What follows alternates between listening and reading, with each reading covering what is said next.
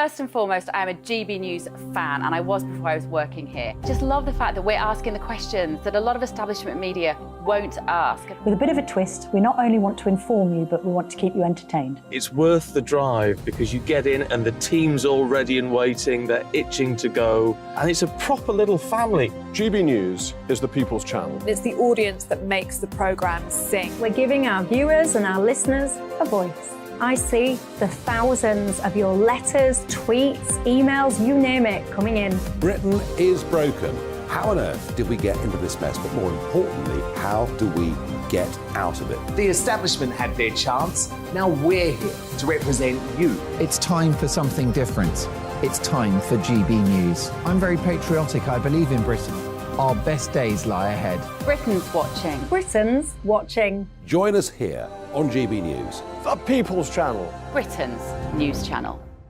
I'm Andrew Doyle. Join me at 7 o'clock every Sunday night for Free Speech Nation, the show where I tackle the week's biggest stories in politics and current affairs with the help of my two comedian panellists and a variety of special guests. Free Speech Nation, Sunday nights from 7 on GB News, the People's Channel, Britain's news channel. Nightmare commute? Kick it up a gear with me, Patrick Christie's, at drive time, 3 till 6 p.m, Monday to Friday on GB News Radio. You can listen online and on DAB+, on the smart speaker app, and on the GB News app. And if you've got an Alexa, all you have to say is, Alexa, play GB News. We're also on TuneIn and the Radio Player apps. From the school run to rush hour, get revved up with me, Patrick Christie's, on GB News and GB News Radio. What you get for breakfast is something that, if we do our jobs right, you will wake up to news that you didn't know the night before. It's a conversation. It's not just me and Eamon. We want to get to know you, and we want you to get to know us. From 6, it's Breakfast with Eamon and Isabel. Monday to Thursdays on GB News, Britain's news channel. Westminster is going around in ever-decreasing circles, followed by the media. Britain is broken. How on earth did we get into this mess? But more importantly, how do we get out of it? Join me at 7 p.m, Mondays to Thursdays on Farage, here on GB News. We will have open, rational debate. We've got to work out how Britain moves forward from this. Join us here on GB News, the People's Channel. Britain is watching. Every Sunday from 11, join Michael Portillo. There will be topical discussion, looking at the week before and the week to come. So kick back and relax at 11 a.m. on Sundays on GB News with me, Michael Portillo. GB News, the People's Channel, Britain's news channel.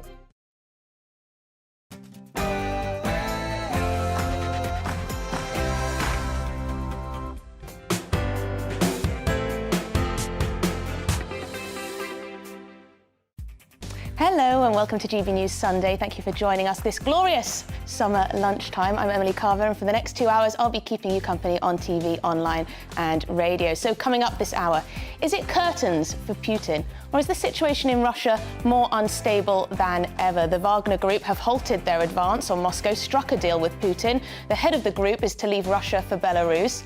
With Putin under pressure, has the use of nuclear weapons become more or less likely? And I wonder, could this all be a ploy to redeploy Wagner Group forces into Belarus? Then, the cost of housing asylum seekers in hotels and other accommodation is on course to reach a staggering £11 billion a year. Government analysis reveals if the illegal migration bill fails to reduce numbers, we could be spending almost £30 million a day housing asylum seekers. And coming up at the end of the hour, Rishi's Green Side bites back. Believe it or not, despite the cost of living soaring, the government is poised to sneak £170 of net zero charges onto our energy bills. Is it time to just scrap the lot? And as always, please do get in touch. Send us your thoughts on gbviews at gbnews.com or tweet me at gbnews. But before all of that, let's get the news headlines with Tatiana.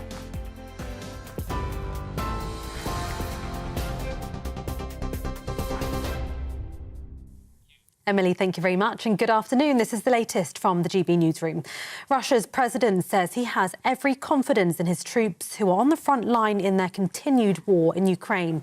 It's after the leader of the Wagner mercenary group is now to head to Belarus. Last night, he pulled his troops out to avoid bloodshed as they headed for Moscow on what's being described as an attempted coup. They were on their way to remove Russian commanders that Yevgeny Prigozhin blames for mishandling the war in Ukraine. Ukrainian MP Alexei Goncharenko believes Putin's time is running out. Definitely, if this mutiny would continue several days longer, better several weeks longer, that will be the end of Russian army in Ukraine. It was too quick to exploit it for our army. It was just in 24 hours. So I don't think that now it will, in short term, will change something on the battlefield. But on the middle term, it showed how weak is Russia. And I'm even more sure today in Ukrainian victory than before. The Prime Minister has set out what he's calling the biggest workforce training expansion of the NHS. Writing in the Sunday Times, Mr Sunak said his NHS long-term workforce plan will aim to train, retain and reform the UK's experienced NHS staff. He says as a country we rely on attracting talented people from overseas rather than recruiting at home. Mr Sunak described the 15-year plan as the cornerstone of his government's vision for a better healthcare system. The Chancellor says raising interest rates is one of the most effective methods to curb inflation. This week, rates were hiked up to 5% from 4.5%, the 13th rise in a row and the sharpest increase since February. The move means mortgage holders are preparing for a big jump in their monthly repayments. Writing in the Mail on Sunday, Jeremy Hunt is urging those struggling to be patient with the painful measures. Chief Secretary to the Treasury, John Glenn, told GB News the Chancellor is committed to supporting the Bank of England. As you know, the Bank of England is independent of government. We work closely with them, but they make those decisions, and they've obviously increased our rates by 0.5% last week. I'm not here to commentate, I'm here to work closely with the Bank of England. People don't want us to be squabbling amongst ourselves. What we should be doing is having a committed and united plan to deal with high inflation in our economy. That is what we're doing in government, and that is what the Governor of the Bank of England is doing with the interest rate decisions. Human remains have been found where British actor Julian Sands went missing in the area of the San Gabriel Mountains near Los Angeles. They've been transported to the local coroner's office pending positive identification. It's expected that should be completed by next week. The 65-year-old failed to return from a hike in the Mount Baldy area of the Southern Californian mountains on the 13th of January.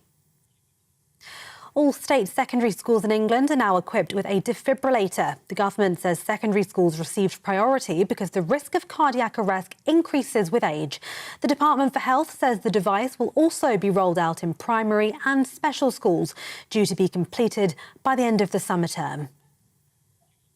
And finally, the Princess of Wales teamed up with tennis champion Roger Federer to celebrate Wimbledon ball boys and girls.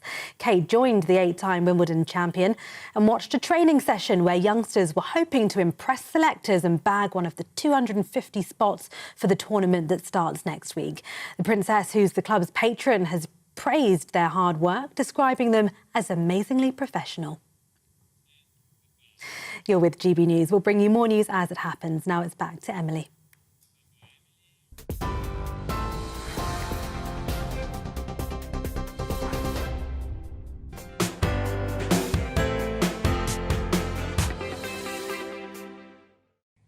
Thank you, Tatiana. So, the head of the Wagner Group, Yevgeny Prigozhin, is to leave Russia for Belarus after calling off his rebellion. The Kremlin says that the Wagner chief and his troops will not be prosecuted, despite being accused of armed mutiny. This follows yesterday's astonishing news that Vladimir Putin's former allies, the Wagner mercenary group, had launched an armed insurrection in Russia and was marching on Moscow. Joining me now from the Russian embassy in London is GB News reporter Theo Jakomba. Theo, thank you very much for being down there by the Russian embassy. Can you bring us the very latest? Yes, well, the last 48 hours has been pretty astonishing and busy for the Russians. We saw those pictures yesterday of the Wagner Group troops marching from Rostov-on-Don, a city in the southern part of Russia, heading towards Moscow. And during the day, we did see some of those other pictures as well of Russian military vehicles in the middle of the city.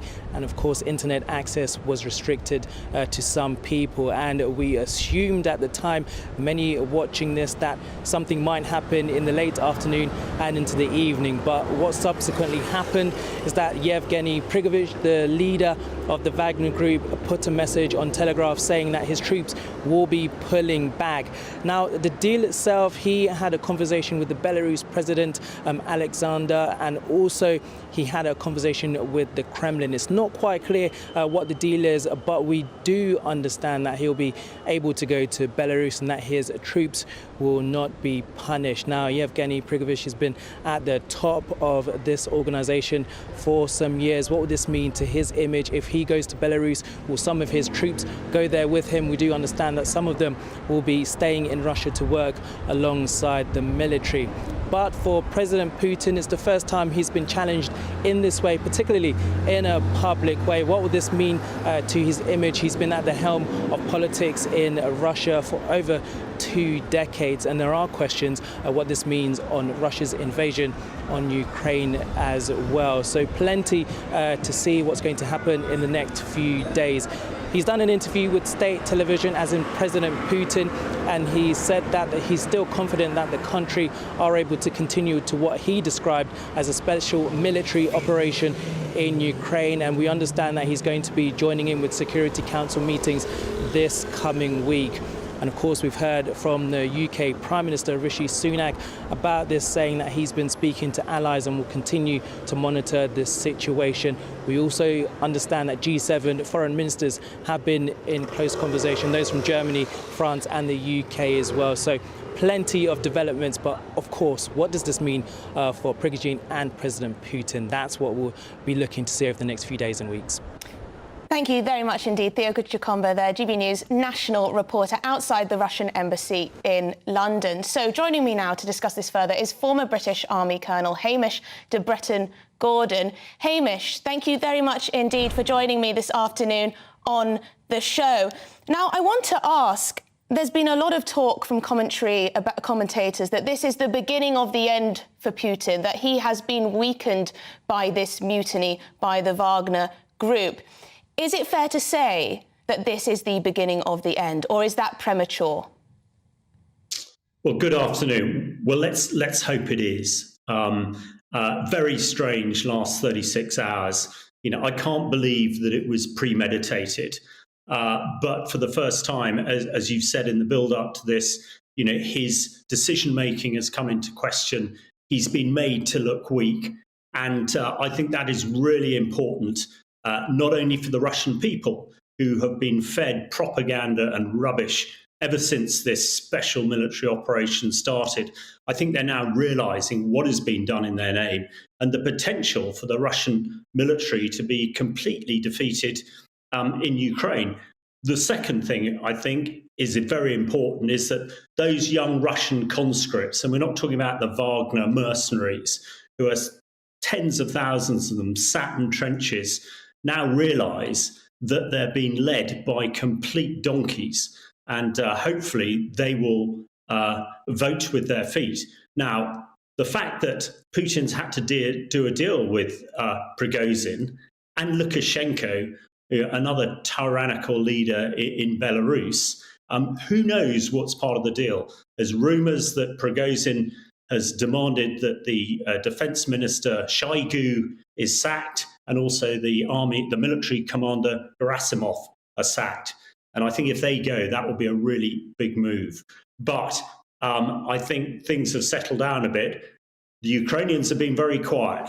Let's hope they have been able to really get an advantage here, because what we all want is this war over as soon as possible, and it will be once Russian troops are kicked out of Ukraine. Our viewers will be wondering, assuming Putin is weakened by all this, humiliated, embarrassed even, we know the man has a rather large ego. Assuming that, what does he have in his toolbox in terms of increasing control? Presumably, he will wish to now complete this war as quickly as possible. You have written in the Telegraph about the potential use of nuclear weapons. How do you see this escalating? That is a worry. Well, it is. I don't actually think that that there's a lot that he can escalate. Certainly yesterday, when Prigozhin and the Wagner group seemed to be charging towards Moscow, we were concerned on the nuclear issue. You know, the thought of a criminal like Prigozhin, you know, and his mercenaries controlling the largest nuclear arsenal in the world was pretty frightening. And I think the US government were thinking the same, has certainly said so today. So I think that is unlikely. I think it is very unlikely that Putin, you know, if he remains in power, or if he looks as though he's going, will go out with some big show of firing off some tactical nuclear weapons, for instance. Or I think the big concern is ordering the blowing up of the Zaporizhzhia nuclear power station, which we know the Russians have armed with explosives. And of course, they blew up the dam a few weeks ago. So I think his chance of escalation are getting smaller. I mean, he thought this war was going to be over in a couple of weeks. We're now in 16 months plus. You know, the Russians, I think, are pretty much defeated in Ukraine. And Putin, no doubt, is struggling to stay in power. Hopefully, this action over the last 24 hours will precipitate his removal. Now, sure, whoever comes after him might be worse, but they are not going to have a military that will be able to threaten NATO in the West for many years. So hopefully he will be removed, somebody else will come in, and Ukraine will prevail on the battlefield against a demoralized Russian army. Hamish, is there a possibility that this could all be part of a ploy to redeploy the Wagner group in Belarus and take a shot at Kyiv from there? That is a really good question. Yes, I think it might well be part of the options that Lukashenko and Prigozhin have been talking about. It is unlikely that the Wagner group are going to be nearly as effective without Prigozhin. However, the idea, it might be compelling for Putin to open up another front. I think it's more Lukashenko wants his own private army to protect him, because I expect if Putin goes, and we're all hoping he will, it won't be long before the people in Belarus who didn't vote for him, don't want him leading them, would feel confident to rise up and get rid of him. So it might well be Lukashenko is after his own private army to protect him. So it's possible. Thank you very much. That is Hamish de Bretton-Gordon. Thank you for your time. Former British Army colonel, who's also written in the Telegraph today, if you want to take a look of that. So let's see what my panel make of all this. We've got former Brexit Party MEP Ben Habib with me, excellent, and political commentator Matthew Stadlen. Well, very interesting conversation with Hamish there. He clearly is a man in the know, is he not, Ben? But it's almost confusing at this stage to know why things have happened, why they've happened in this order, what the Wagner group is up to, what Putin is up to, what's happening in Belarus. What is your hot take? Well, I thought you had the hot take, actually, which, you know, your last question to the Colonel about whether this was a ploy to get Wagner to the north of Ukraine and then, you know, have a crack at Ukraine from a direction that Ukraine isn't expecting. I mean, you know, a few days ago, Wagner were regarded as the bad boys of Ukraine, you know, this horrible, atrocious army, bunch of mercenaries who go around killing people. Thousands of ex-cons. It's thousands of ex-cons. And yesterday they were almost being feted by Western media. I don't know, there was a kind of, you know, real support for their march towards Moscow. But my takeaway from all of this, assuming this isn't some kind of false flag operation, my takeaway from this is how precarious the whole Russian situation is. It's almost like medieval times. You know, you've got a king, and it's all about power, and he's got his nobles, and these nobles may rebel from time to time. And if Prigozhin is like a noble from the, you know, the Dark Ages, he extracted a price yesterday. And what worries me is it is a nuclear-armed country. I wouldn't be in such a hurry to want to get rid of Putin, because who knows what comes next. And I agree with the Colonel completely that, you know, the Russian military, from a conventional perspective, has been utterly derobed. It can't mount any conventional action against the West, you know, which would threaten us in any serious way. But they are seriously nuclear armed. And, you know, if you get a lunatic in charge of the nukes, you know, that's my biggest concern, is where does this end up? Yes, it's not an exaggeration or a stretch to ask about whether this increases the risk of nuclear war, of nuclear weapons being used. Putin is under enormous stress. He's likely to be feeling quite embarrassed by all of this. Where does he go now? So, first of all, I think we should acknowledge, what do we know? What do any of us know? We're all speculating. I suppose the one thing we do know in regard to Russia is that the Kremlin lies, and it lies, and it lies. So that's the first thing. Secondly, I think there was obviously a huge amount of speculation, and in some quarters, not least in some Ukrainian quarters, excitement yesterday, on the basis that although these Wagner mercenaries are just that, and they are brutal, I mean, they are savage, these people, and this guy Prigozhin is a monster of the Kremlin's creation. Nonetheless, along the lines of my enemy's enemy is my friend, a lot of people would have been cheering him on. You step back from it for a moment and you think, crikey, as Hamish, the former army officer, said, imagine if these crooks, if these criminals, some of whom would have been released from prison in order to go and sacrifice themselves on the front line, be cannon fodder for Putin's illegal war, imagine if these guys had got their hands on the nukes. We were scared enough, weren't we, early last year when Ukraine was invaded. We were uncertain enough about what Putin would do. I think although Putin is an evil man, and obviously we want him out, in terms of our own safety, our selfish interests, the idea of these guys getting hold of the Kremlin and therefore the nukes is truly terrifying. Well, there's certainly a question to be asked about whether it is better the devil you know. But of course, in this case, the Wagner Group have turned back and they may well be exiled to Belarus. But what happens with the thousands of essentially ex-con mercenaries? Where are they going to go? What are they going to do? Are they going to still be working for Putin? We'll see what happens. We'll be talking to a historian and foreign affairs specialist about potential historical links or historical comparatives in just one moment. But you're watching and listening to GB News Sunday with me, Emily Carver. We've got lots more coming up on today's show. As the Wagner mercenary boss calls off his troops rebellion, we'll be discussing what this means for the geopolitical landscape. We've got all of that to come. I'm Emily Carver. You're watching and listening to GB News, Britain's news channel. Hello there, I'm Jonathan Vautry, here with your latest GB News weather forecast provided by the Met Office.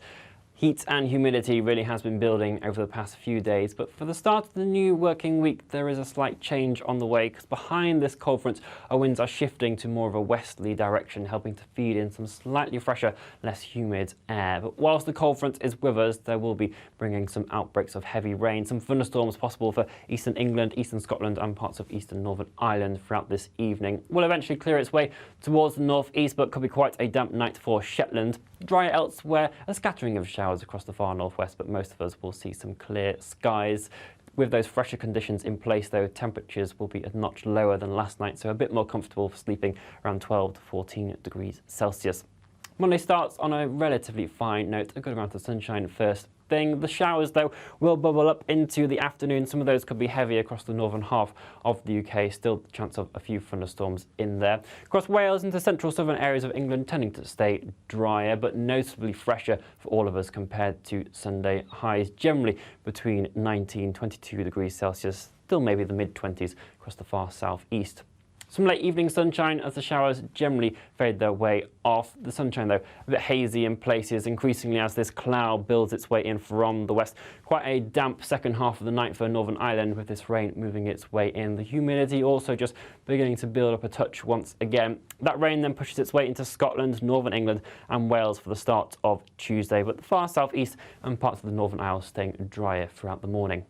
That rain clears its way through later on in the day, but we've got further frontal systems and bands of rain ready to push their way in at points over the course of the next week. So it is looking like a relatively unsettled one. Temperatures, though, holding up around where they should be in the mid to low 20s. Bye-bye. First and foremost, I am a GB News fan, and I was before I was working here. Just love the fact that we're asking the questions that a lot of establishment media won't ask. With a bit of a twist, we not only want to inform you, but we want to keep you entertained. It's worth the drive because you get in and the team's all ready and waiting, they're itching to go, and it's a proper little family. GB News is the people's channel. It's the audience that makes the programme sing. We're giving our viewers and our listeners a voice. I see the thousands of your letters, tweets, emails, you name it, coming in. Britain is broken. How on earth did we get into this mess? But more importantly, how do we get out of it? The establishment had their chance. Now we're here to represent you. It's time for something different. It's time for GB News. I'm very patriotic. I believe in Britain. Our best days lie ahead. Britain's watching. Britain's watching. Join us here on GB News. The people's channel. Britain's news channel. I'm Andrew Doyle. Join me at 7 o'clock every Sunday night for Free Speech Nation, the show where I tackle the week's biggest stories in politics and current affairs with the help of my two comedian panellists and a variety of special guests. Free Speech Nation, Sunday nights from 7 on GB News, the people's channel, Britain's news channel. Nightmare commute? Kick it up a gear with me, Patrick Christie's, at drive time, 3 till 6 p.m, Monday to Friday on GB News Radio. You can listen online and on DAB+, on the smart speaker app, and on the GB News app. And if you've got an Alexa, all you have to say is, Alexa, play GB News. We're also on TuneIn and the Radio Player apps. From the school run to rush hour, get revved up with me, Patrick Christie's, on GB News and GB News Radio. What you get for breakfast is something that, if we do our jobs right, you will wake up to news that you didn't know the night before. It's a conversation. It's not just me and Eamon. We want to get to know you, and we want you to get to know us. From 6, it's Breakfast with Eamon and Isabel. Monday to Thursdays on GB News, Britain's news channel. Westminster is going around in ever-decreasing circles, followed by the media. Britain is broken. How on earth did we get into this mess? But more importantly, how do we get out of it? Join me at 7 p.m, Mondays to Thursdays on Farage, here on GB News. We will have open, rational debate. We've got to work out how Britain moves forward from this. Join us here on GB News, the people's channel. Britain is watching. Every Sunday from 11, join Michael Portillo. There will be topical discussion, looking at the week before and the week to come. So kick back and relax at 11 a.m. on Sundays on GB News with me, Michael Portillo. GB News, the people's channel, Britain's news channel.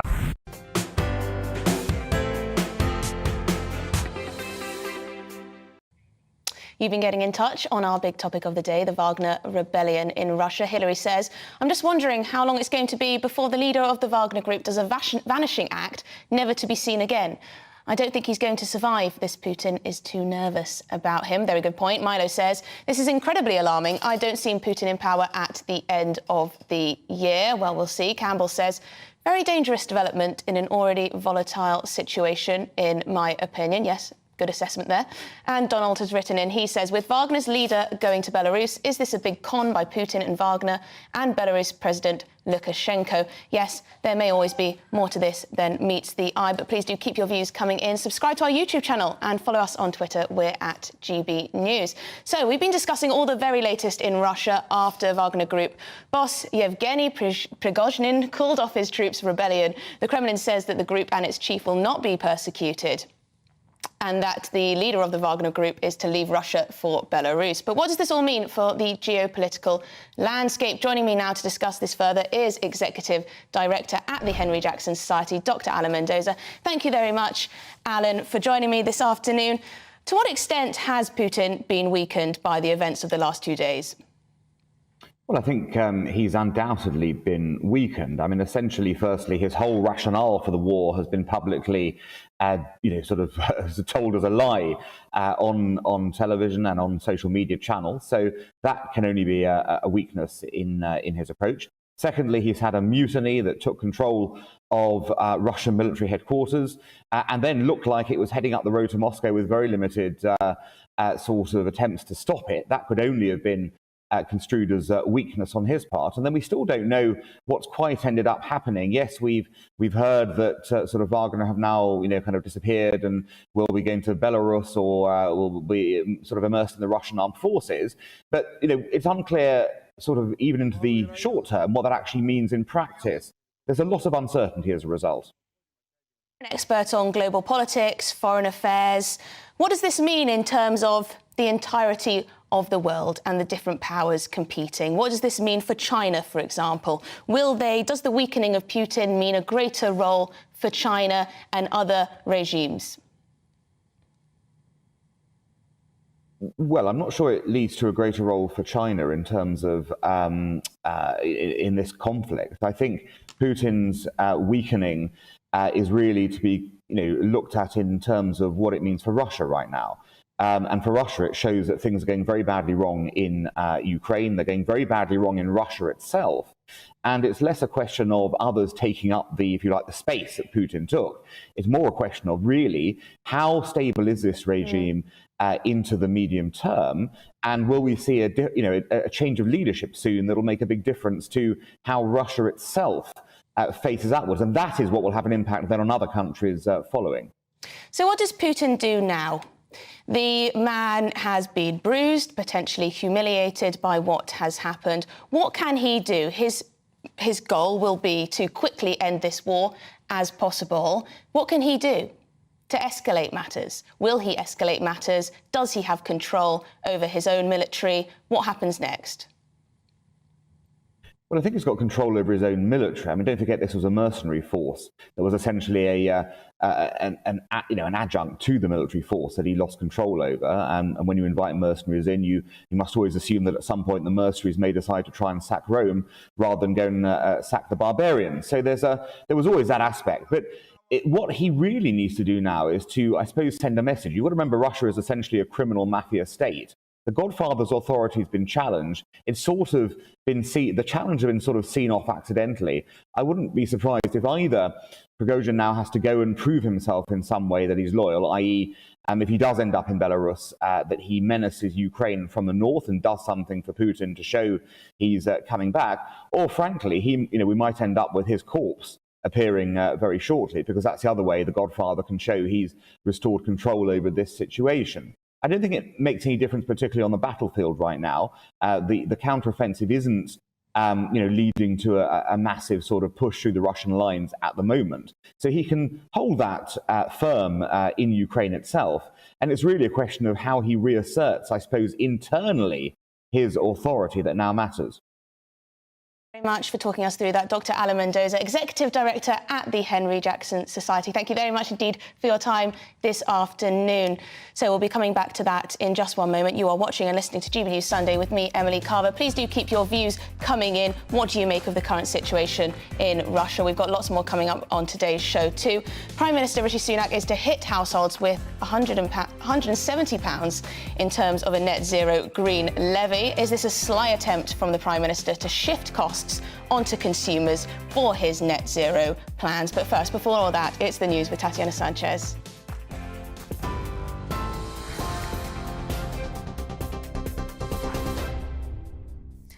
Emily, thank you very much. It's 1:30. This is the latest from the GB Newsroom. Russia's president says he has every confidence in his troops who were on the front line in their continued war in Ukraine.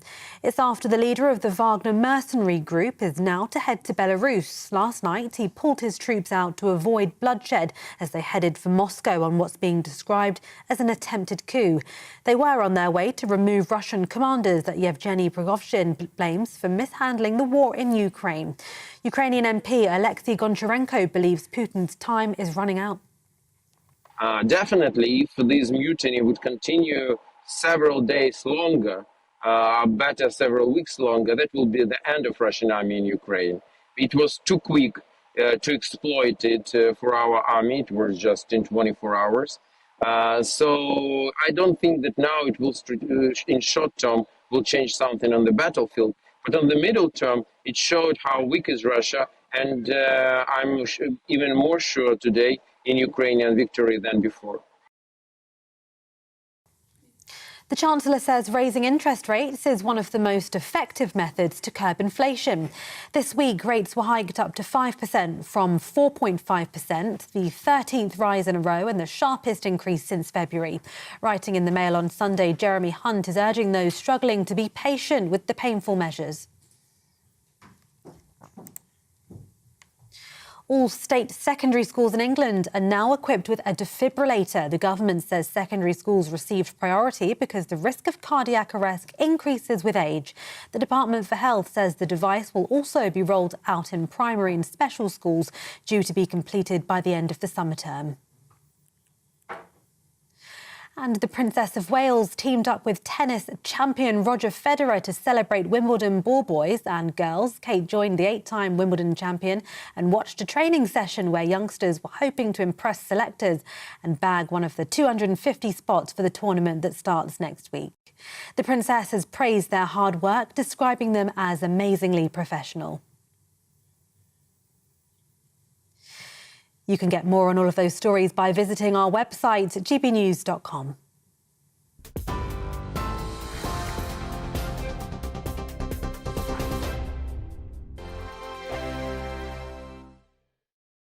Like all families, we have arguments every now and then, but actually we agree on what the mission of GB News is, and that's the most fundamentally important thing. GB News provides the kind of platform that lets all voices be heard.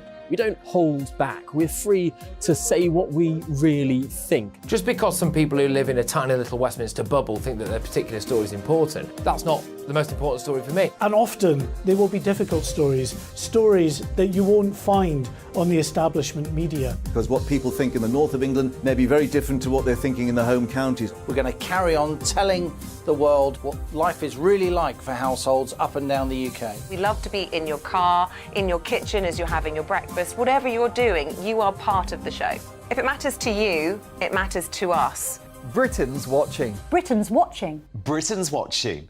We're proud to be GB News, The People's Channel. Britain's news channel. Join me, Patrick Christie's, Monday to Friday, 3 till 6. We tackle the day's news agenda like you've never seen before. It's high tempo, high octane, the most controversial topics and the best guests. You will not be able to take your eyes and ears off it. I'm not afraid to ask the questions that you really want answered. 3 till 6 p.m, Monday to Friday on GB News, the People's Channel, Britain's news channel. Join me, Camilla Tominey, on Sunday mornings from 9:30, taking the politicians to task and breaking out of SW1 to see how their decisions are affecting you across the UK. Bursting the Westminster bubble every Sunday morning, only on GB News, the People's Channel. Britain's watching. Join us every night on GB News at 11 p.m. for Headliners, which is 3 top comedians going through the next day's news stories, which is exactly what you need, because when the establishment has gone crazy, you need some craziness to make sense of it. So join us 11 p.m. every night on GB News, the People's Channel, Britain's news channel. Hi, I'm Dan Wootton. You can watch me live on GB News Monday to Thursday from 9 p.m. And did you know that you can also watch and listen live on our website, gbnews.com. You'll always be up to date on the latest breaking news, as well as enjoying the best stories, opinions and shows. You can even join the debate under our live player as you're watching. So head straight to gbnews.com on TV, radio and online. GB News, Britain's news channel. The Jubes and Kerr, we tackle the issues of the day with real, robust debate, both sides of the fence, battling it out with me in the middle with my forthright opinions and views. And often really interesting things happen because you start with a position and then by the end of the debate you find actually, well, I might not have thought about that one. What we need in this country is 2 new political parties. You should maybe think about doing a 2024 calendar. I'm Michelle Dewberry and I'm keeping you company right through until 7 o'clock this evening. GB News, the People's Channel, Britain's watching. News channel.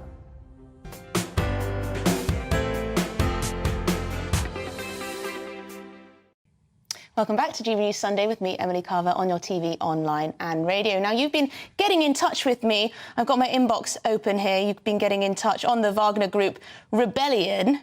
John has to say, he says, the leader of the Wagner group needs to be very careful and not eat or drink anything prepared for him, as the Belarus dictator is the #1 friend of Putin, and I can see him being poisoned or disappear entirely. Well, there you go. Strong stuff. I imagine that is definitely a concern. That's something that Alan Mendoza also mentioned could be a possibility. We've also got what happens in Belarus, more than likely take over by the Wagner group on the instructions of Putin. Well, we shall see how things pan out. But moving on to something different, but very, this is a big deal in this country, I think. Taxpayers could be facing a £170 a year green levy on top of their energy bills within just a few days. The government will, as planned, suddenly cut off its subsidy for the net zero charge. The 2-year suspension of green levies, which came into place just 6 months ago, will reportedly end at the start of July. According to The Telegraph, the government is placing the cost back on households as energy bills are set to fall by an average of almost £500 next month. So let's see what my panel make of this. Former Brexit Party MEP Ben Habib is with me on the sofa, and political commentator Matthew Stadlin. So, £170 back on our bills, green levies. Should we scrap them altogether, Ben? Absolutely. I'm very critical of that policy. In March 2021, the government signed the North Sea Transition Deal, with which you may be familiar, which was basically a willful decision to shut down North Sea oil and gas and instead to move towards offshore wind energy and to bring jobs, as they put it in inverted commas, back onto terra firma through renewable energies. And actually, as we emerged from lockdowns, that was in March 2021, it was part of the Build Back Better. Do you remember that? Build Back Better? I do remember that. It's some sort of Build Back Better we got from lockdowns. Anyway, as we emerged from lockdowns, we had a massive spike in fuel. And we've got this idiotic situation now where our North Sea gas reserves aren't working. Our biggest reserve has been shut down. We're not issuing new licences for the extraction of gas and oil. We're basically taxing the hell out of the fossil fuel industry. And at the same time, instead of using our own resources, we're importing fracked gas from the US in the form of liquid natural gas, which, is vastly more carbon emitting because it has to be extracted in the US. But it makes people feel good. But it makes people feel good.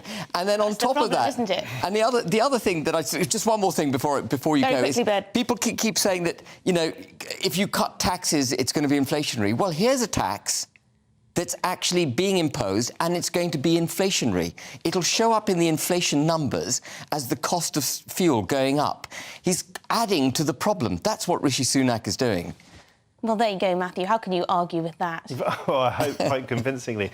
No, look, I don't think that this levy should be imposed willy-nilly on homeowners, because we don't all have the same breadth of shoulders, right? Some people can afford to give a bit more, some people can't do so. I see where we're going with this. Tax the wealth rich distribution. more. Wealth distribution. Well, and you laugh, but actually I think a lot of people in this country would think, and it's not just the super rich, but people who can afford to give a bit more should, rather than it being imposed in a blanket way on households. But why should anyone have to pay to subsidise wind turbines? Can't they prove themselves on a level playing field? And the cost of these turbines are going up dramatically. Sorry. It's 2 against 1. No. We're on the sofa now. This is a gentler politics, right? Be kind. No. I'm in favour of net zero. I'm in favour of reaching our obligations to ourselves and to the wider world. We cannot, however many people you might get on a show, and you're not one, even though you've got a very smart green tie. However many people you might get on GB News who says there's no climate crisis, don't believe the science, don't believe the experts, look where experts got us on this, that or the other. I don't know who you're talking about there. I do follow the science. Sometimes the science can get it wrong, but all we've got to go on at the moment is the science. The science says, and the evidence backs it up, we're getting warmer, we're getting hotter. That will have a disastrous effect on our ability to feed ourselves. It will have a disastrous effect in terms of increasing the migration crisis. More and more people want to come to this country. We have to transition... Let me just nearly finish. We have to transition away from fossil fuels. Yes, in the very, very, very short term, although there would be climate activists who'd argue against this, gas probably is part of the present, and we have to have some gas capacity. But we have to transition away, and who has to pay for that? Ultimately, it's us, whether we like it or not. We cannot wish this away. I would just dispute, though, Ben, that even if we got to net zero tomorrow in this country, that it would have any effect on the global temperature, because, as we've seen, China is building more and more coal plants. And if you believe that carbon emissions will lead to global warming, then what we do isn't going to have any impact on the global temperature, is it? It's such a Well, defeatist it's better than argument. impoverishing our people in the hope, the But vague hope. impoverish the super rich. Well, hang on. But these are green levies. These are green levies on ordinary people struggling to put food on their table. I've made that argument. They shouldn't be on ordinary people. Well, that's how it goes. Otherwise, it doesn't. Otherwise, you'd have to. Otherwise, it's not enough. Taxes are already at a 70-year high. You know, at some point... Not as high as in lots of European countries or certain European countries. Well, I'm not sure if that's true anymore. It's a really interesting point you make, and I don't want to digress off. We can come back to that at some point, maybe off screen. But, you know, taxes are already at a 70-year high. There's a limit to how much wealth redistribution you can do without actually breaking the economy of the United Kingdom. But here's the really idiotic thing about our approach to net zero. We've offshored a lot of our carbon emissions to China. You know, we make it look like we're not actually burning that many carbon fuels in this country. But the wind turbines, for example, that we use in offshore and onshore renewable productions, they all come from China, and their cost is going up, and they all emit vast amounts of carbon when they're made. So, you know, we haven't got joined up thinking. And you said it earlier, Emily, that it makes us feel better about it. And I just want to digress. Very important point. Very quickly. The US... I will come back to you, Matthew. The US has the Inflation Reduction Act, which is the biggest spending towards what it calls the climate crisis, our form of net zero.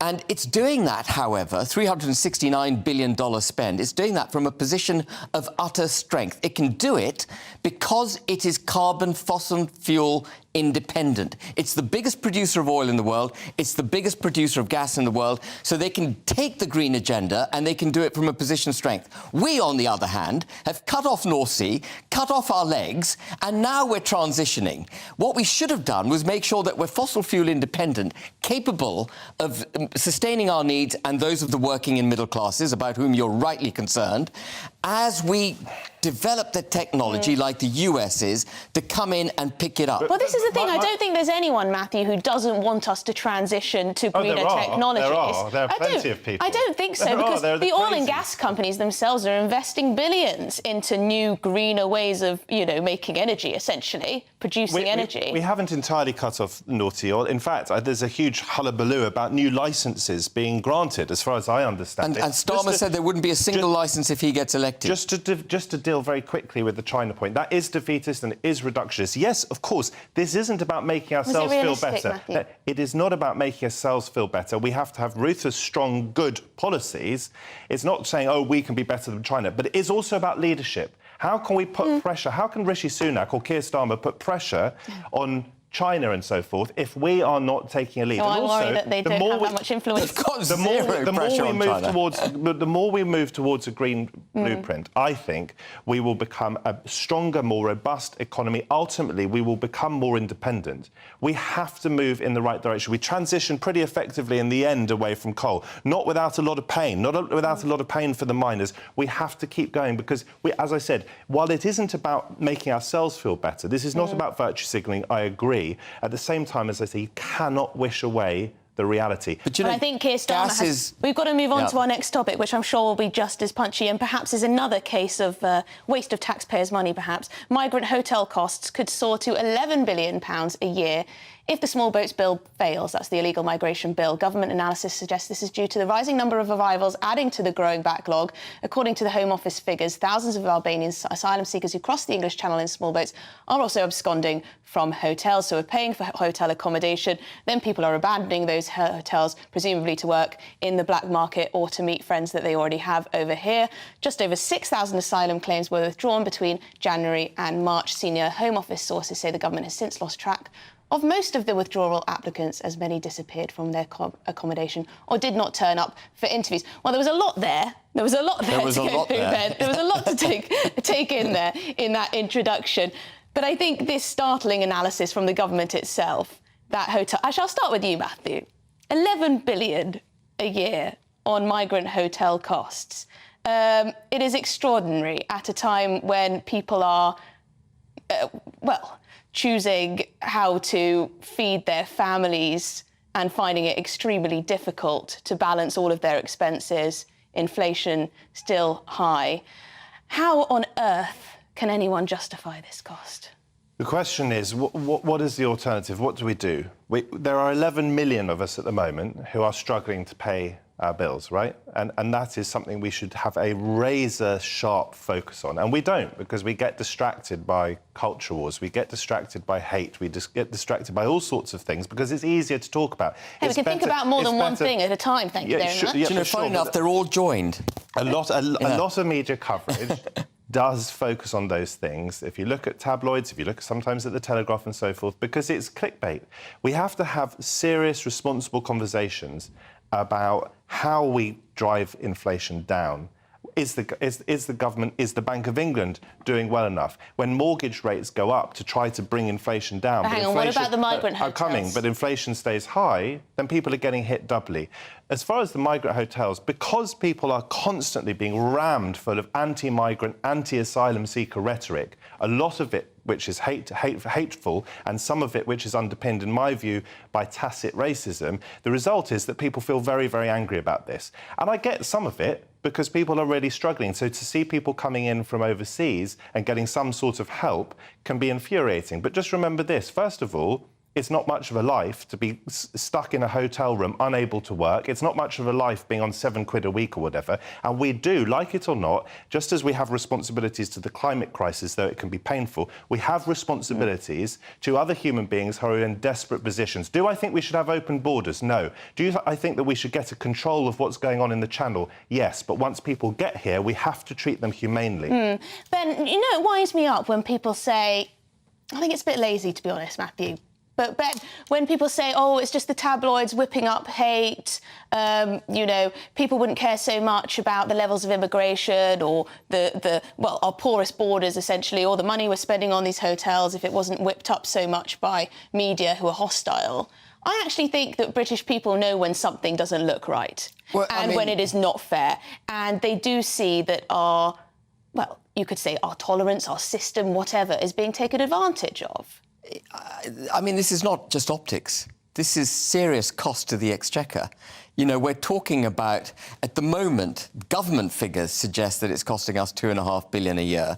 I bet it's a lot more than that when we take it all into account. But let's just take the $2.5 billion a year. That's 0.5% off the basic rate of tax for the working classes and middle classes, well, for all of us, frankly. But it's a really interesting point you made, Matthew, towards the end. You said, we've got to get a control of what's going on in the Channel, but once people are here, we've got to look after them. What did you mean about getting control of what happens in the Channel? What I would do, and I think, and I'm not a fan of this government, as you presumably know. Yeah, nor am I. Although you don't follow me on Twitter yet, Ben. But no, I'm not a fan of this government. What I think Rishi Sunak did something of was start a proper dialogue with the French. Now, the EU countries are not very well disposed towards us at the moment. You say everything's connected. Part of that is because people like you champion Brexit, and so they're not very happy with us. I think that's small-minded of them, but I think it's a reality. Nonetheless, what our leaders should be doing is having responsible, high-level conversations with our partners in Europe and trying to find a way to make sure that people do not get on these boats in the first place. Because once they are on the boats, you have to save them. Look at what happened just off the coast. Let me finish the point, because look at what happened off the coast of Italy and Greece the other day. We've been obsessed by this at the submersible, where tragically 5 people died. And I think a billionaire's life is worth every bit as much as everyone else's life. The problem is we didn't focus on 750 people on a boat that capsized, 100 children, they had no choice, 100 children below deck, 500 people presumed dead, or people are worried that they have died. That is a scale unimaginable. So once they're on the sea, we have to treat them as we would treat your family or my family or Emily's family and save them. Once they're in our country, we also have to treat them humanely. And believe me, none of these people, if you are right... Hang on, do you not think that we should be deporting people who come here illegally? Of course we should, if they don't have a claim. The problem is there is such a backlog, and while they're on the backlog, these people, far from living it up in hotels, are rotting away in hotels. If your narrative is right, that these people are economic migrants... They're not rotting away in hotels. If these people are economic migrants, if they want to come to this country for a better life, I can assure you the one thing that they want to be doing is setting up a life here, getting a job, going to work and contributing to the economy. Hang on. I think it's difficult to talk, because it's so difficult difficult to talk about this because some people make the assumption that everyone crossing the channel is an asylum seeker in fear for their lives, persecuted. Then, on the other hand, we have news Emily, that thousands of Albanian men are absconding from hotels, presumably to work in the black market. Are they coming for a lovely life in Britain? No, they're coming to make as much money as possible and then to go home, but maybe, or to just be in the criminal world, or Hang to on, just... How do you know? Why because why I have why spoken are you to Albanians with the idea of criminality? because these are the ones... That's what I mean by hate, Emily. That's not hate. I am referring to a report that says thousands of Albanian men have absconded from hotel accommodation in this country. I have also spoken to former border staff, border control staff, who say that there are criminal elements coming from Albania. This is known. This is known. This isn't hate. Hang on. This is known. No. First of all, I am not suggesting that people who come from Albania should necessarily have a right to stay. What we need is an efficient system. That's why... That I agree with, definitely. Hang on. That's why don't tar all Albanians with the same brush. Don't tar all people on the left with the same brush. I have a sensible, I believe, rigorous approach to this. Once people are in danger, we have to save them. Once people are in this country, we have to treat them humanly. If they are here, and they shouldn't be here, they should go back, whether it's Albania or anywhere else. But we have to develop better relations with our European partners in order to stop this in the first place. I mean, I think that is, if you don't mind, I was so encouraged. Very quickly, Ben, we've got to move on. I haven't actually said anything. Yeah, very quickly, Very quickly. Anyone crossing from France to the United Kingdom is an economic migrant because their safety is assured in France. They are not coming across here because they're worried about human rights abuses in France, unless France has deteriorated even beyond the worst imaginations of a Brexiteer. You know, Ben, that is a trite argument. It's not a trite argument. You do not have to seek asylum in the first of all, country. and second of all, no amount of money we spend on the French, and we've just given them £500 million, is ever going to make them stop. So what are you going to do? What would you do? I know exactly what I know. I would stop. I've got the article. We'll come back to it next hour because I want to continue this conversation because it is, well, it's one that needs to be had. But it has been revealed that the rather unfortunately named NHS Healthy Weight Calculator has been incorrectly advising overweight people to eat hundreds of excess calories per day. The scale of the blunders was so bad that some of those following the advice could have consumed around 2,000 extra calories a week. That's the same as 4 Big Mac burgers. So if that wasn't bad enough, other overweight people who walked for just 1 hour a week were registered as though they were working out daily. So essentially, this is an example of another NHS mess-up, I would say. Joining me now is the former presenter of Fat Families, Steve Miller. Steve, thank you very much indeed. Your reaction to this story? Well, I mean, it's a cock-up, isn't it? But I mean, people know if people know if they're fat, and actually, I think that at this day and age, you know, if people put as much effort into their weight loss as they did moaning about it, we would all run around looking like Twiggy, to be quite honest with you. No, I think people will be given an excuse with this, and I think people's better thing to do is to actually let the scales talk to them. Step on the scales. If you're going up, you need to eat less and move more and all of that sort of stuff. And then, of course, if you're going down, you need to eat a bit more. I think this is a lovely, convenient excuse for many people. And frankly, yeah, it's a cock-up, but is it the be-all and end-all of losing weight? No, it's not. I may have to apologise for the word you just used, apparently. It may not be Ofcom compliant there, believe it or not, Stephen. But anyway, do you think these sorts of apps are not helpful, not useful? I mean, if it worked, obviously. But if it worked, if I tapped in my weight and how much exercise I'm doing, and it told me you can eat 2,000 calories a day, Emily, if you want to lose 7 pounds, that's a good thing, right? Helps you. Listen, the theory would say it is, and the theory would say that it's all great, but they don't seem to work, do they? Because we're getting fatter and fatter and fatter. No.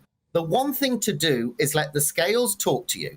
Keep it down to earth. Stop your whinging. Allow yourself, when you look at those scales, to make some adjustments. That may be having 1 takeaway a week rather than 3 takeaways a week. We are fat in this country because we are lazy in the mind. We are fat in this country because we love to sit on a sofa rather than let our legs do the walking. And I think actually the best thing that Britain can have now is not a BMI calculator, but a good dollop of straight talking common sense that unfortunately this nation doesn't seem to like anymore because it likes wrapping it up in this beautiful paper that's called wokery. A dollop of common sense and presumably not another dollop of ice cream or cream on your pudding. Anyway, thank you very much indeed, Steve Miller. Excellent as always. Love talking to you. Thank you very much. We've got a response from an NHS spokesman to the revelations. His statement reads as follows. In line with the NICE guidance, the BMI calculator no longer provides advice on calories, so that other factors such as lifestyle are considered when offering advice on weight management. OK. You're watching and listening to GB News Sunday with me, Emily Carver. Coming up in the next hour, is Putin finished? While the infamous Wagner group have halted their advance on Moscow and struck a deal with Putin, has this undermined his position irreparably? And is Labour ready to rip up the Green Belt to fix the housing crisis? Shadow Home Secretary Lisa Nandy says so. But is building on the Green Belt really the best way to tackle the housing crisis? And later, St Paul's Cathedral said Winston Churchill, was a white supremacist. What do you think of that? All of that to come. I'm Emily Carver. You're watching and listening to GB News, Britain's news channel.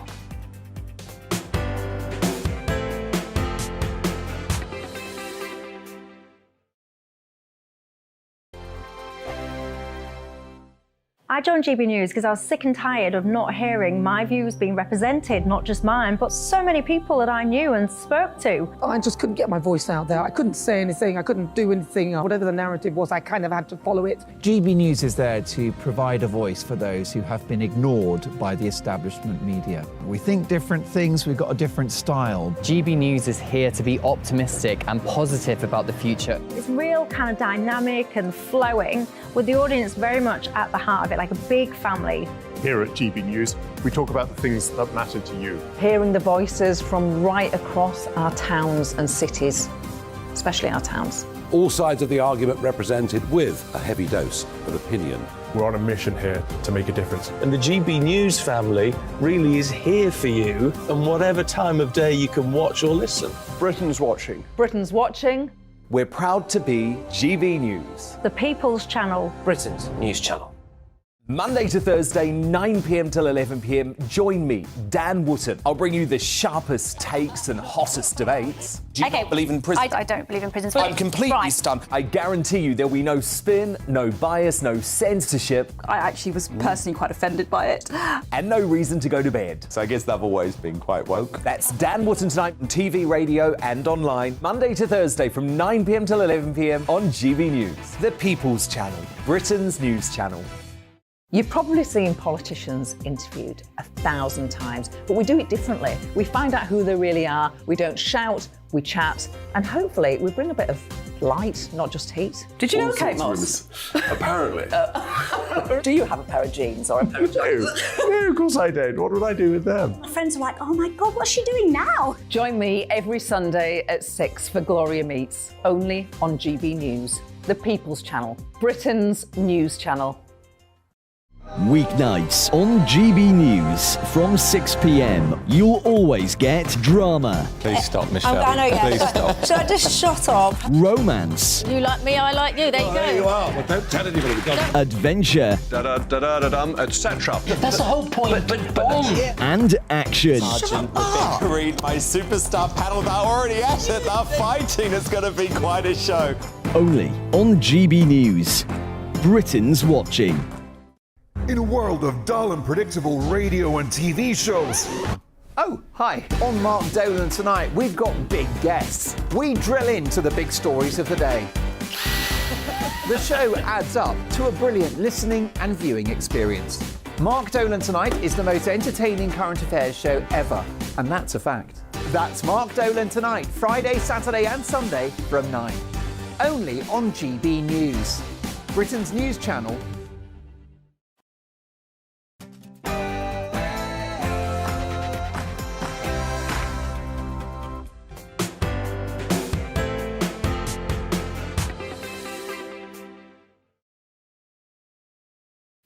And welcome to GB News Sunday. Thank you for joining us this lunchtime. I'm Emily Carver. For the next hour, I will be keeping you company on TV, online and digital radio. So coming up this hour, yesterday we saw mutiny in Russia. The Wagner group turned on President Putin and came within 120 miles of the capital, Moscow. The mercenary group have halted their advance on Moscow, struck a deal with Putin. The leader, Prigozhin, will be reportedly exiled to Belarus. Is this the beginning of the end for Putin? or does this make things more unstable? And is Labour ready to rip up the Green Belt to fix the housing crisis? Shadow Home Secretary Lisa Nandy says if Labour win the next election, they plan to solve the housing crisis within 10 years. We've heard it all before, but is building on the Green Belt the only way left to tackle the housing crisis? And coming up at the end of the show, St Paul's Cathedral, believe it or not, said Winston Churchill was a white supremacist. That's right, the man who famously defeated fascism was branded an unashamed imperialist on the cathedral's own website. I want to know why. I want to debate that with my panel. Please do get in touch. Let me know your thoughts on gbviews@gbnews.com or tweet me at gbnews. But first, let's get the news headlines with Tatiana Sanchez.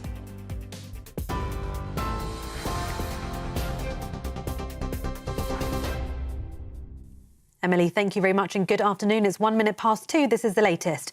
Russia's president says he has every confidence in his troops who are on the front line in their continued war in Ukraine. It's after the leader of the Wagner mercenary group is now to head to Belarus. Last night, he pulled his troops out to avoid bloodshed as they headed for Moscow on what's being described as an attempted coup. They were on their way to remove Russian commanders that Yevgeny Prigozhin blames for mishandling the war in Ukraine. Ukrainian MP Alexei Goncharenko believes Putin's time is running out. Definitely, if this mutiny would continue several days longer, better several weeks longer, that will be the end of Russian army in Ukraine. It was too quick to exploit it for our army. It was just in 24 hours. So I don't think that now it will, in short term, will change something on the battlefield.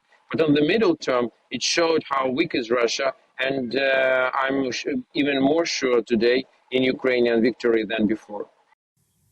The Prime Minister has set out what he's calling the biggest workforce training expansion of the NHS. Writing in the Sunday Times, Mr Sunak said his NHS long-term workforce plan will aim to train, retain and reform the UK's experienced NHS staff.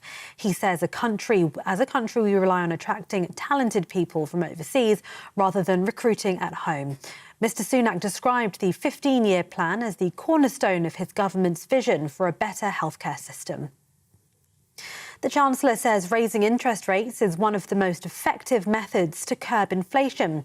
This week, rates were hiked up to 5% from 4.5%, the 13th rise in a row, and the sharpest increase since February. The move means mortgage holders are preparing for a big jump in their monthly repayments.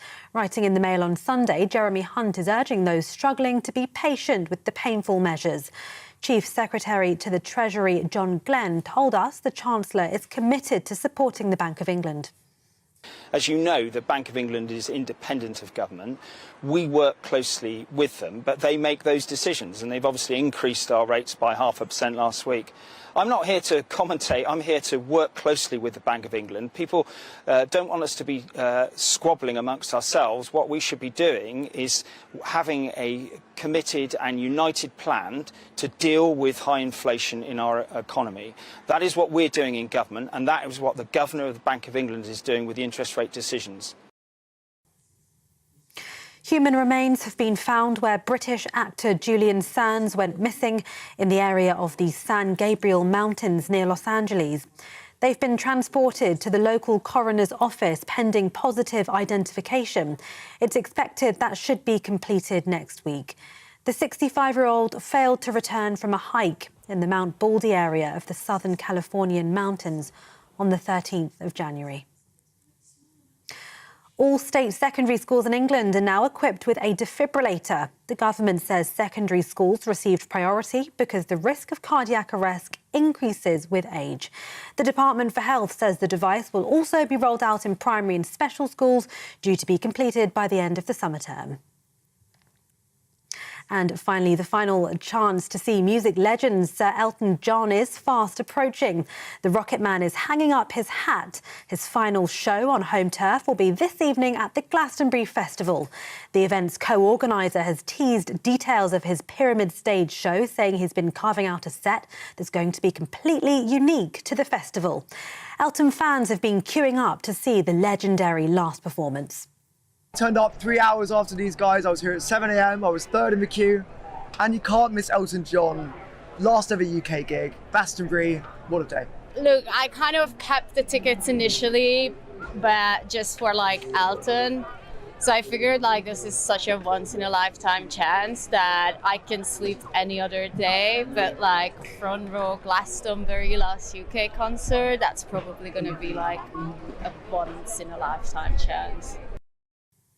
This is GB News. We'll bring you more news as it happens. Now, Emily, it's back to you.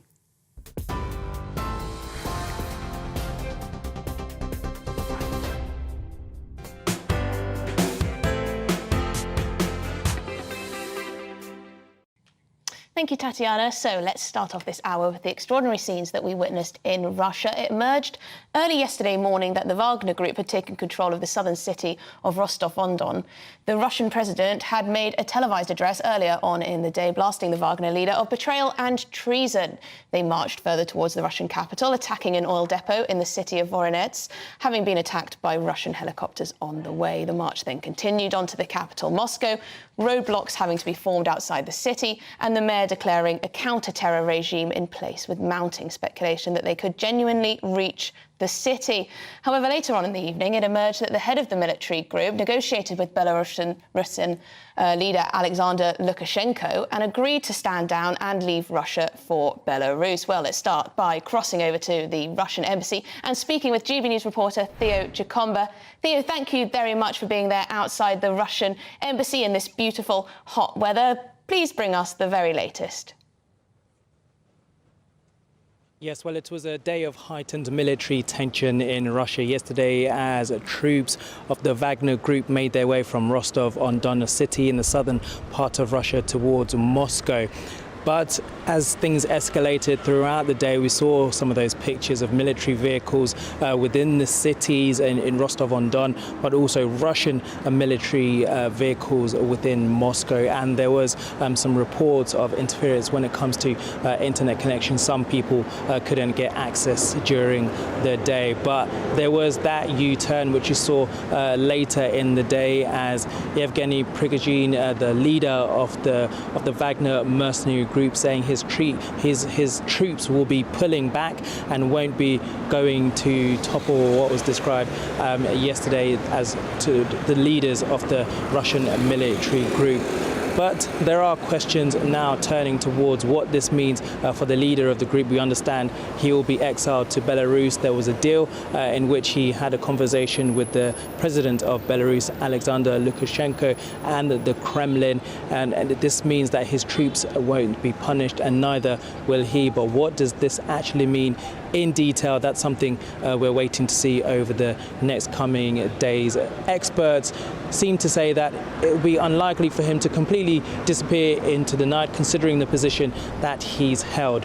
And what does this mean for President Putin's image? He's been at the helm of politics in Russia for over 2 decades. This is the first time he's been challenged in this way, particularly in a public way, which has been seen across the world. So those questions are going to be for people looking for answers in that sense. So plenty to go over in the next couple of days. He has spoken to Russian state television, saying that they are still confident about what they've described as a special military operation in Ukraine. So plenty of questions and developments over the next few days. We'll be looking out for them.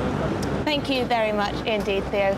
Theo Giacomba there, GB News reporter outside the Russian embassy in London. Well, I can now speak with former head of counter-terrorism at the Ministry of Defence, Major General Chip Chapman. Thank you very much indeed, Chip, for joining me this afternoon. Now, there's a lot to go at with this, of course, but I want to know about the Wagner Group itself. We know that the leader is going to be exiled to Belarus. I don't know if he's already on his way, if that is already known. But what about the other thousands of mercenaries that were working under his watch? Well, I think most of them will probably disappear overseas again, because one of the things the Wagner Group is notorious for is being an arm of Russian foreign policy. For example, they've got 1,000 troops in Mali.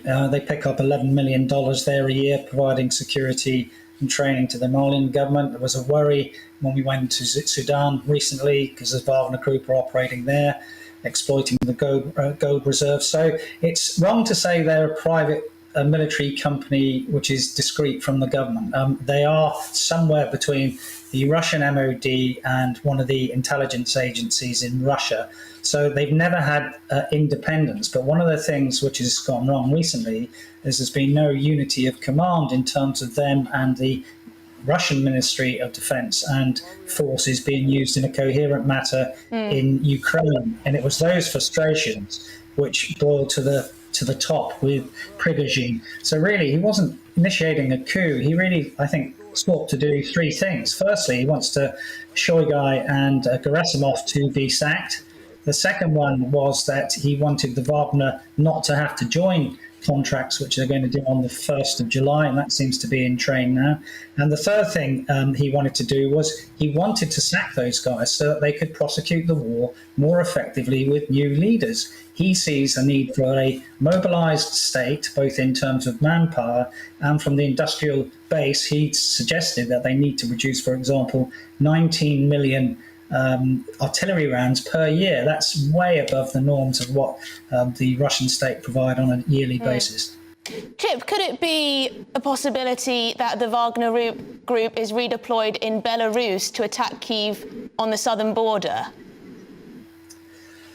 It's a possibility, but I don't think it would add anything really. So there's always been this case that because of the geography, you fix Ukrainian forces. What we mean by that is Ukraine always has to be mindful of the Belarus front.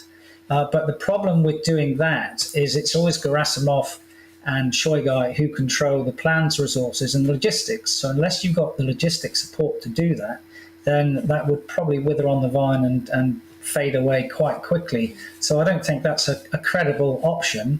It's something that the Ukrainians always have to take into account in their planning, that still remains an open flank just because of Belarus. It doesn't really matter if it's the Wagner group as well or not.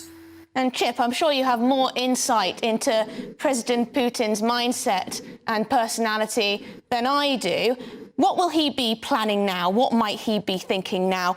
He seems weakened by all of this. He may be embarrassed, humiliated. That's at least what many commentators are suggesting.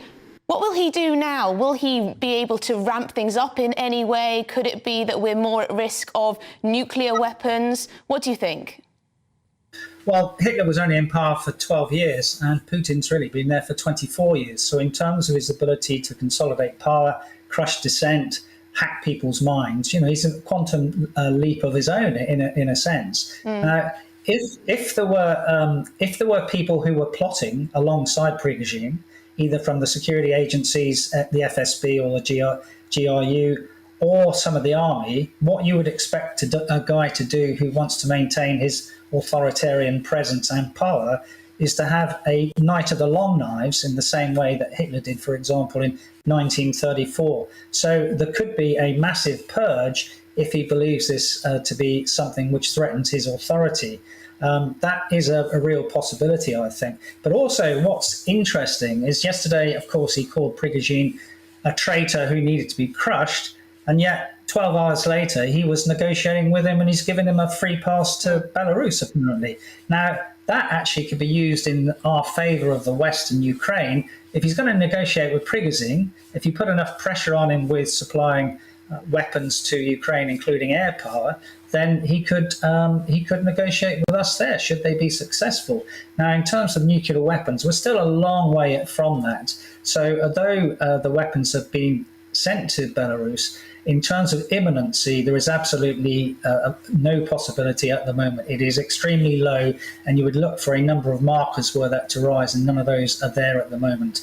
But the rout of a Russian army, which Putin is blamed for by everyone at home, would be one of those indicators that you would look for.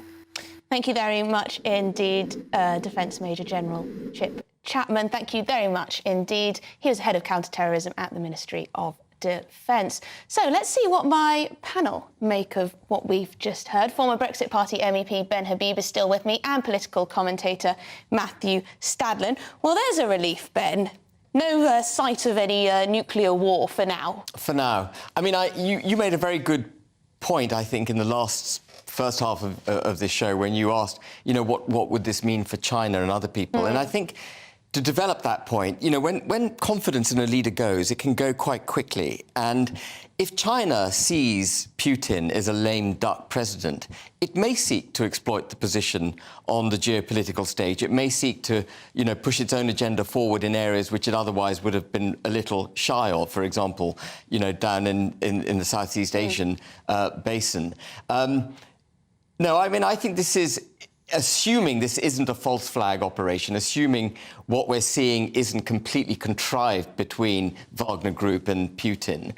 Some ploy, as you again very sensibly suggested, you know, might be something to get Wagner Group into Belarus undercover and then into Ukraine. Assuming it isn't that, this is clearly a big challenge to Putin. And if you're the strong man that Putin is, you either get a night of the long knives, which is what General Chapman was talking about, or you get a very big show of force in Ukraine. I think we're going to see something from Putin. Well, this is what I was trying to get at. He's not going to, after all he's put into this, after all the years he's been president, he's not just going to throw his hands up and say, all right, then, someone else have a shot at this, is he? Yeah, I think, first of all, Emily, you did ask a good question, asking where the Wagner mercenaries are going to go. And the answer was, well, they might go back abroad. I don't think we know... Well, there are thousands of ex-cons, you know. I want to know where they're going to be. A highly trained, vicious ex-cons. I did see that a former Prime Minister of Russia, who was Prime Minister, I think, 2000 to 2004, under Putin's presidency, Kasyanov, he's saying that as far as Prigozhin is concerned, he'll probably go to Belarus but then end up somewhere in the jungle in Africa because Putin is not going to rest. Well, this wasn't his argument, but there is an argument that suggests Putin will not rest until he's got this man's head on a plate. There's such a bundle of contradictions here, right? So, first of all, how close we in the West once were to Putin. I mean, this guy, this monster, the head of the Wagner Group, our enemy's enemy is our friend, maybe, but he's still a monster. He served when he was Putin's chef, I think. He served the now King Charles when he was Prince Charles. Putin shared an umbrella with the presidents of France, Macron, at the 2018 World Cup in Russia. So this forces us again to open our eyes. Just on your question, though, and I think it is also really important, well, how does Putin react now? I think it is a jolly good thing, although Putin himself is an evil man and has unleashed horrors in Ukraine, that this gangster has not got hold of nuclear weapons, if that was even ever a possibility, because then we really might be on the brink of nuclear war. What does Putin do within Russia? Because don't forget, only 24 hours ago or so, he told the Russian people in an address that Prigozhin had basically stabbed the nation in the back. Yeah. Now, he hasn't crushed Prigozhin, he's done a deal via another president, another monster in Belarus, Lukashenko. So there is a very strong school of thought that this is a humiliated president. When presidents are humiliated, bad people are humiliated, they can either, as you say, Ben, suffer the night of the long knives, and a lot of commentators, I suspect, think this is the beginning of the end for him. But does he go down in some sort of blaze of evil glory? I don't think that would involve nuclear weapons, and I'm not even sure he can do that in Ukraine, because Ukraine have been pushing back so effectively. Go down in a blaze of evil glory, that is my fear. I wonder what you at home think, listening to this, watching this. What do you think Putin does next? Is he embarrassed, humiliated, as people are saying?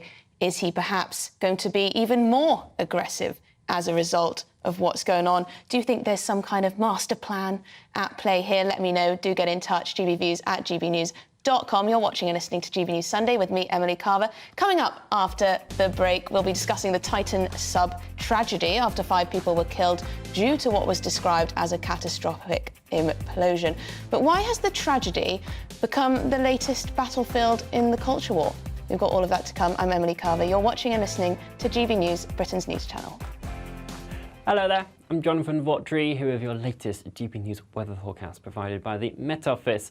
Heat and humidity really has been building over the past few days, but for the start of the new working week, there is a slight change on the way, because behind this cold front, our winds are shifting to more of a westerly direction, helping to feed in some slightly fresher, less humid air. But whilst the cold front is with us, there will be bringing some outbreaks of heavy rain, some thunderstorms possible for eastern England, eastern Scotland and parts of eastern Northern Ireland throughout this evening. Will eventually clear its way towards the northeast, but could be quite a damp night for Shetland. Drier elsewhere, a scattering of showers across the far northwest, but most of us will see some clear skies. With those fresher conditions in place, though, temperatures will be a notch lower than last night, so a bit more comfortable for sleeping around 12 to 14 degrees Celsius. Monday starts on a relatively fine note, a good amount of sunshine first thing. The showers, though, will bubble up into the afternoon. Some of those could be heavy across the northern half of the UK. Still a chance of a few thunderstorms in there. Across Wales into central southern areas of England, tending to stay drier, but noticeably fresher for all of us compared to Sunday. Highs generally between 19 22 degrees Celsius, still maybe the mid-20s across the far southeast. Some late evening sunshine as the showers generally fade their way off. The sunshine, though, a bit hazy in places, increasingly as this cloud builds its way in from the west. Quite a damp second half of the night for Northern Ireland, with this rain moving its way in. The humidity also just beginning to build up a touch once again. That rain then pushes its way into Scotland, Northern England and Wales for the start of Tuesday, but the far southeast and parts of the Northern Isles staying drier throughout the morning. That rain clears its way through later on in the day, but we've got further frontal systems and bands of rain ready to push their way in at points over the course of the next week. So it is looking like a relatively unsettled one. Temperatures, though, holding up around where they should be in the mid to low 20s. Bye-bye. First and foremost, I am a GB News fan, and I was before I was working here. Just love the fact that we're asking the questions that a lot of establishment media won't ask. With a bit of a twist, we not only want to inform you, but we want to keep you entertained. It's worth the drive because you get in and the team's all ready and waiting, they're itching to go, and it's a proper little family. GB News is the People's Channel. It's the audience that makes the programme sing. We're giving our viewers and our listeners a voice. I see the thousands of your letters, tweets, emails, you name it, coming in. Britain is broken. How on earth did we get into this mess? But more importantly, how do we get out of it? The establishment had their chance. Now we're here to represent you. It's time for something different. It's time for GB News. I'm very patriotic. I believe in Britain. Our best days lie ahead. Britain's watching. Britain's watching. Join us here on GB News. The People's Channel. Britain's news channel. I'm Andrew Doyle. Join me at 7 o'clock every Sunday night for Free Speech Nation, the show where I tackle the week's biggest stories in politics and current affairs with the help of my two comedian panellists and a variety of special guests. Free Speech Nation, Sunday nights from 7 on GB News, the People's Channel, Britain's news channel. Nightmare commute? Kick it up a gear with me, Patrick Christie's, at drive time, 3 till 6 p.m, Monday to Friday on GB News Radio. You can listen online and on DAB+, on the smart speaker app, and on the GB News app. And if you've got an Alexa, all you have to say is, Alexa, play GB News. We're also on TuneIn and the Radio Player apps. From the school run to rush hour, get revved up with me, Patrick Christie's, on GB News and GB News Radio. What you get for breakfast is something that, if we do our jobs right, you will wake up to news that you didn't know the night before. It's a conversation. It's not just me and Eamon. We want to get to know you, and we want you to get to know us.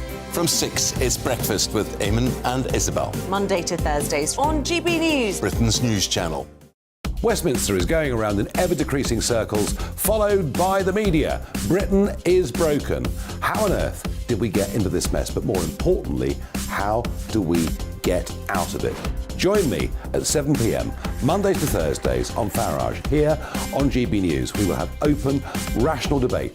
We've got to work out how Britain moves forward from this. Join us here on GB News, the People's Channel. Britain is watching. Every Sunday from 11, join Michael Portillo. There will be topical discussion, looking at the week before and the week to come. So kick back and relax at 11 a.m. on Sundays on GB News with me, Michael Portillo. GB News, the People's Channel, Britain's news channel.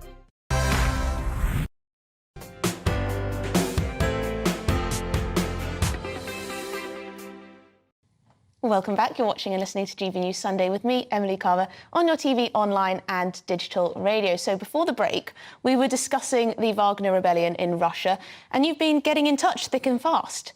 What have we got? Ian says, he's written in, he says, I think we all might have it wrong. It was never a coup. Rebellion maybe, but on the generals, not Putin. I think that Putin and the Wagner group leader used this to smoke the generals out. You may well be right there. Tony says, has the Wagner group jumped ship and joined up with Belarus now that they have got nuclear weapons? I hope Very much not. Peter says, what are the odds on Prigozhin either accidentally falling from a high window or ending up in hospital with a mystery stomach problem? Probably quite high. And Paul, he's written in, he says, I think it's a ruse and a test from Putin to extract the enemies from within. Well, there you go. A mixed bag of views coming in. Please do keep them coming. And subscribe to our YouTube channel while you're at it. Follow us on Twitter. We're at GB News. You can get all the very latest. And our website, of course, gbnews.com. So, moving on, this week, we, of course, reported on the sad deaths of the 5 crew members aboard a tourist submarine. The president of the Titanic International Society has said it's time to consider banning people from visiting the wreck of the ship altogether. It goes without saying that the implosion of the Titanic sub was a tragedy, but that hadn't stopped some people from trying to score political points, has it? Comparing the event to migrants sinking in the Channel. And they're asking, why doesn't it receive the same amount of coverage? Has this whole thing become a culture war battlefield? So let's see what my panel think. Former Brexit Party MEP Ben Habib and political commentator Matthew Stadlen. Matthew, I'm going to start with you this time. We have seen from, may I call it, lefty commentators, perhaps, that we saw from Ash Sarkar, didn't we, who is a self-proclaimed communist. A luxury communist. Yeah, luxury communist. She said, didn't she? She said something like this. She said, this is evidence, this disaster is evidence that rich people aren't taxed enough. Distasteful? So, I tweeted in response to one of her tweets, which her tweet was getting a lot of attention. Gosh. I got involved. I think my tweet was the sort of most prominent of the tweets against what she was saying. I thought some of the stuff that she was saying during this unfolding tragedy were really quite revolting, right? So that's what I said earlier about not tarring all the left with the same brush. I'm someone who wasn't able to vote for the Labour Party when Jeremy Corbyn was leader. So that's the first thing. Second thing, you have your standards. I do have my standards. The second thing is, I thought you were going to say you were too young to vote. You thought I was. You asked whether I was at university at the same time as you were. Well, no, I'm just kidding now. I'm flattering you now, Matthew. Thank you, yes. Flooring it back. No, on a serious point, I am not someone who, as I said earlier, that I think that somehow billionaires' lives don't matter, let alone that billionaires sort of deserve to die if they're doing something that others might not agree with, OK? So I want to make that absolutely clear. But I do also want to take issue with what you said just then in your question or your introduction. I don't think that calling out the discrepancy in coverage given to that submersible where there were 5 valuable human lives on board compared to the coverage of a migrant ship going down with 750 people on board last week, I don't think that's about politics. That is about trying to look at the way we value human life in this country. And is it not? Is it, you're a news person. Is it not simply that it is a more extraordinary story, i.e. it doesn't happen so often? Lots of things. There was a race for time to try and rescue them, and it was just more of a thrilling story. Well, hang on. There's nothing thrilling. That may sound a bit distasteful. It does sound distasteful. People listening understand what I mean. It does sound distasteful. That it was gripping. I think words matter. OK, so first of all, it is extraordinary when 750 people, 100 of them children, go down in the sea. 500 of them presumed death. So let's make no bones about that. Secondly, this idea that this story was gripping and exciting. No doubt that is what drew editors to the story. It is what drew eyeballs to the website. They were billionaires. But I think it's rather ghoulish, to be honest. Of course we should all care for those people. I very much cared, not just the 19-year-old kid who was on board with his dad, but all of them, right? Every human life matters. But there's a degree to which people were rubbernecking, right? Yeah. And there's a degree to which, I don't know what their motivations were, but unless they were doing proper research, and don't forget Boris Johnson wrote a piece in the Mail yesterday in which he was sort of lionising their heroism, lionising British adventurism, British research. Unless they were doing I wouldn't take Boris too seriously. Just to finish the point, unless they were doing real research, and I can't see much evidence that they were, then in a sense they were rubbernecking at a tragedy that cost 1,500 lives 100 years ago. It doesn't mean that they should be dead. It doesn't mean that anyone should glory in their death or score political points where they are trying to do that. But there was something about this whole story that felt a bit uncomfortable. I just think, am I wrong here? I think it's a bit distasteful to leap on this and immediately compare it to another tragedy? I think tragedy shouldn't be compared. I think every tragedy is separate. Does our press and media care enough about, migrants dying on trips to Europe? I mean, it was interesting that the 750 migrants who died trying to get into Greece. They didn't all die. 750 on a ship. Quite a few died, I think. 500. Yeah, 500 or so died. Got very little press coverage. I did find that quite extraordinary. And when I read about it, I thought, my goodness, was that when I first saw the headline, was that in the Channel? And then it got no news coverage, and I thought, that's really odd. But had it been in the Channel, it would have been huge news. Well, you say that. I mean, we're quite concerned, rightly, about what's going on in Ukraine, right? And these people died closer than Ukraine. So the fact that it didn't happen in the Channel, we've got to look at the world in a bit more of a grown-up way. There are no moral equivalencies here. We're responsible as a nation for prosecuting international interventions, which I think were illegal. Tony Blair, Iraq, Afghanistan, the Arab Spring. We've caused a lot of destruction around the world. Arguably, a lot of the 750 who were on that boat because of Tony Blair, because of what he did in the early 2000s. Unquestionably. But I think most of those people actually were from Pakistan. But there's no moral equivalence. You can't draw moral equivalences. That's the point I'm trying to make. And, But what do you mean by that? If we are, as digesters of the news and as people in a democracy, allowed to say, at the same time as showing empathy and compassion for 5 people on a sub, they turned out not to be trapped for very long because it imploded. But we are able to look at the news and say, hang on a second. But I think you're trying to say 750 people have just capsized. That got very, as you say, got very little. By the submersible, and we're quite relaxed about the 750 No, but at what point? I don't Why? understand. Why are we, though? What do you think the reason was? I mean, you could go to Afghanistan every day of the week and pull out many more ghoulish stories about what the Taliban are doing every day because of British and American foreign policy over a 20-year period ending up in utter failure. Against you. You could go to Syria right now and you could pull out any number of stories you wanted to.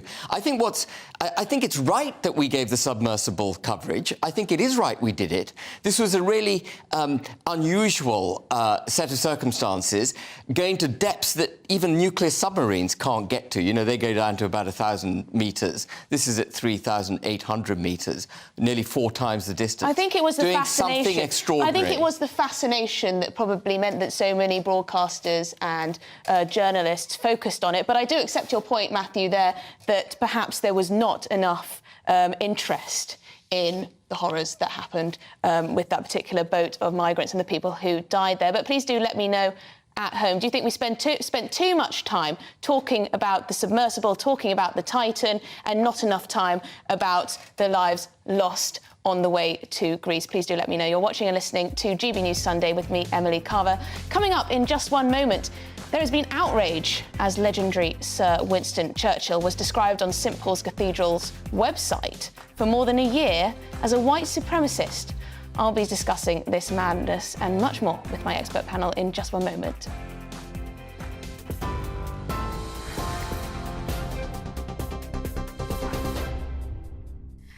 Emily, thank you. Good afternoon. This is the latest from the GB newsroom. Russia's president says he has every confidence in his troops who are on the front line in their continued war in Ukraine. It's after the leader of the Wagner mercenary group is now to head to Belarus. Last night, he pulled his troops out to avoid bloodshed as they headed for Moscow on what's being described as an attempted coup. They were on their way to remove Russian commanders that Yevgeny Prigozhin blames for mishandling the war in Ukraine. Ukrainian MP Alexei Goncharenko believes Putin's time is running out. Definitely, if this mutiny would continue several days longer, better several weeks longer, that will be the end of Russian army in Ukraine. It was too quick to exploit it for our army. It was just in 24 hours. So I don't think that now it will, in short term, will change something on the battlefield. But on the middle term, it showed how weak is Russia. And I'm even more sure today in Ukrainian victory than before. The Chancellor says raising interest rates is one of the most effective methods to curb inflation. This week, rates were hiked up to 5% from 4.5%, the 13th rise in a row and the sharpest increase since February. The move means mortgage holders are preparing for a big jump in their monthly repayments. Writing in the Mail on Sunday, Jeremy Hunt is urging those struggling to be patient with the painful measures. And the final chance to see music legend Sir Elton John is fast approaching. The Rocket Man is hanging up his hat. His final show on home turf will be this evening at the Glastonbury Festival. The event's co-organiser has teased details of his Pyramid Stage show, saying he's been carving out a set that's going to be completely unique to the festival.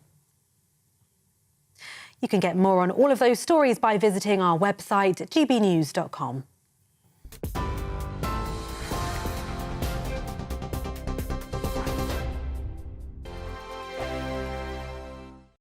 Like all families, we have arguments every now and then, but actually we agree on what the mission of GB News is, and that's the most fundamentally important thing. GB News provides the kind of platform that lets all voices be heard. We don't hold back. We're free to say what we really think. Just because some people who live in a tiny little Westminster bubble think that their particular story is important, that's not the most important story for me. And often they will be difficult stories, stories that you won't find on the establishment media. Because what people think in the north of England may be very different to what they're thinking in the home counties. We're going to carry on telling the world what life is really like for households up and down the UK. We love to be in your car, in your kitchen as you're having your breakfast. Whatever you're doing, you are part of the show. If it matters to you, it matters to us. Britain's watching. Britain's watching. Britain's watching. We're proud to be GB News, The People's Channel. Britain's news channel. Join me, Patrick Christie's, Monday to Friday, 3 till 6. We tackle the day's news agenda like you've never seen before. It's high tempo, high octane, the most controversial topics and the best guests. You will not be able to take your eyes and ears off it. I'm not afraid to ask the questions that you really want answered. 3 till 6 p.m, Monday to Friday on GB News, the People's Channel, Britain's news channel. Join me, Camilla Tominey, on Sunday mornings from 9:30, taking the politicians to task and breaking out of SW1 to see how their decisions are affecting you across the UK. Bursting the Westminster bubble every Sunday morning, only on GB News, the People's Channel. Britain's watching. Join us every night on GB News at 11 p.m. for Headliners, which is 3 top comedians going through the next day's news stories, which is exactly what you need, because when the establishment has gone crazy, you need some craziness to make sense of it. So join us 11 p.m. every night on GB News, the People's Channel, Britain's news channel. Hi, I'm Dan Wootton. You can watch me live on GB News Monday to Thursday from 9 p.m. And did you know that you can also watch and listen live on our website, gbnews.com.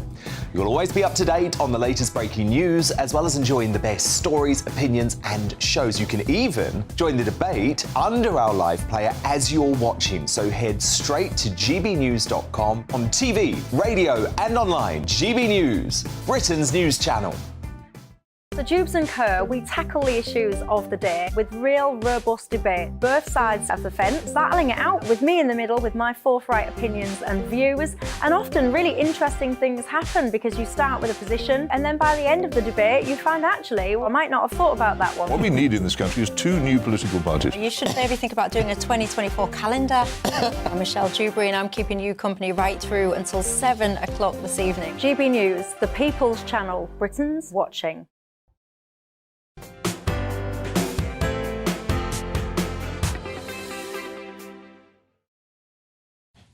Welcome back to GB News Sunday with me, Emily Carver, on your TV, online and digital radio. You've been getting in touch about the discrepancy in coverage between the 5 billionaires who went to go see the Titanic and died sadly, and those who have died on the journey to Greece, migrants travelling to Greece. Let's see, Nigel has said, I think the reason the migrant boat got less coverage than the Titan was due to the fact everybody in the news was too busy talking about Boris getting a 90-day ban and resigning when the boat was lost. Nothing else was going on when the sub was lost. I'm trying to think of my timings, but you may well have a point there. There was so much going on about Boris Johnson constantly, wasn't there? I also had another brilliant email that said, I can't find it now, but it was from someone who's written into me and said that he thinks it was because there was a chance of survival when it came to those who were on the trip in the submersible down to the Titanic. So we were all following it, but of course they sadly perished. Anyway, please do keep getting in touch with your views. Moving on to something very different. The Labour Party would order councils to offer Greenbelt land for development as part of a plan to solve the housing crisis within 10 years if they are to win power. The shadow levelling up secretary, Lisa Nandy, has laid blame on the lack of homes on the Tories' political cowardice, claims the crisis is symbolic of a broken system.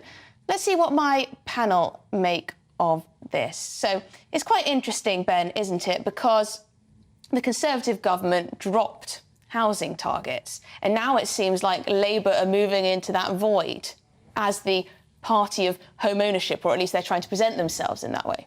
Yeah, I mean, Labour Party, Labour government are squarely responsible for tightening up planning regulations. Tony Blair, in his time in office, and then Gordon Brown after him, progressively made it much, much more difficult to get planning permission to develop not just housing, but anything.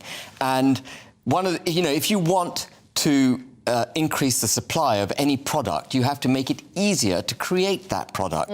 So what they need to do is deregulate the planning system. That's the first thing they need to do. It is incredibly lazy to head towards the green belt to build houses. We should be protecting our green belt, because once it's gone, it ain't coming back. And build. Well, there is so many brownfield sites, and we're all aware of them. In London, you go any parts of London, even the smartest parts of London, have huge areas of disused brownfield sites. But builders don't like using them because they're complex, because it requires a bit more thinking. Whereas a greenfield, you just turn up and you build your standard Meccano kind of housing at the lowest possible cost.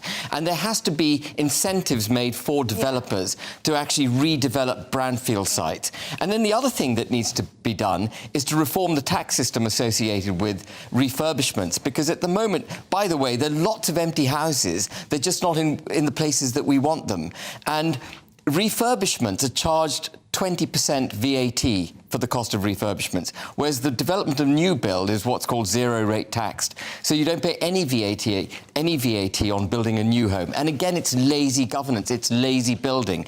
What you've got to do is bring existing stock back into use, cut that VAT. Stamp duty and all of these transactional taxes just go. Matt, this is a very emotive. Emily. Because I think they stop economic activity. Absolutely right. So many people aren't downsizing because it does not make financial.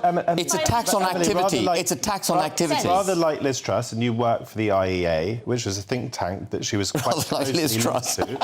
You're going too far too quickly. You can't just say you can say what you want, of course, but just get rid of stamp duty. I think stamp duty is a bad tax. You might want to reduce it, but to get rid of it entirely, then you've got to find other ways to find that money. Let me answer the question about Greenbelt. I don't think it brings in that much money. If I've understood what Lisa Nandy has said on this correctly, part of what she wants to do is precisely to get those brownfield sites that are not being utilised at the moment because they're complex, because you might need to detoxify them, make them safe or whatever, and make sure that we do encourage people to build on them. What Labour, I think, has been clear that they won't do is destroy the British countryside. Now, that may just be words. When they get into government, as I think they will, they may betray that pledge. But Starmer has been quite clear. He doesn't want to build on the green belt in the sense that it would take away from the British countryside. In that sense, what green belt is Lisa Nandy referring to? In that sense, I am partly a Conservative with a small c, because I, like you, treasure the British countryside. I think it is incredibly special. In fact, I would go a bit further. For my 20 Questions with podcast, I just interviewed Isabella Tree, who runs NEP in Sussex. They have rewilded a huge space there, brought back nightingales, brought back peregrine falcons, brought back storks, actually, and we have peregrines elsewhere, reintroduced storks. Her house is the first chimney since 1416 in this country to have nesting storks. This is fantastic. Let's celebrate and protect our beauty, but we do need to change the way that we are approaching house building, because the Conservatives have absolutely failed on that. Beautiful speech there, Matthew. Beautiful speech. Ben, this is a very emotive topic. Do you think people up and down the country want the government to dictate to local councils where they build? Well, I mean, governments have always dictated to local councils where they build. They have development plans. The government has scrapped. Well, they've scrapped the targets, but there are always, top-down guidances on how planning should take place. As I said, Tony Blair tightened up the system dramatically. And to be fair to the Conservatives, actually they brought in something called permitted development rights, which did allow the conversion of offices to residential much more easily. And a lot of the left were up in arms about that because they said the quality of residential then being produced wasn't high enough. But what we've got to do is reduce the friction on activity, which includes, as you rightly say, Emily, the taxes on transactions on housing and the rest of it. And the other elephant in the room, and I've got to mention it, is the rising population of the United Kingdom, largely as a result of immigration, both legal, largely legal, but also illegal. Now, you know, the population of the United Kingdom 13 years ago was 62 million. It's now over 68 million. That's a lot of extra people who need housing. That's another 1.2 million homes. Let me just butt in there, Matthew, before I come to you. Rob has written in, he says, more houses requires reservoirs. We haven't built any for decades. Schools, we're struggling on that. Hospitals, it's... Absolutely right. You know, is this to house the 1.2 million migrants who came legally last year?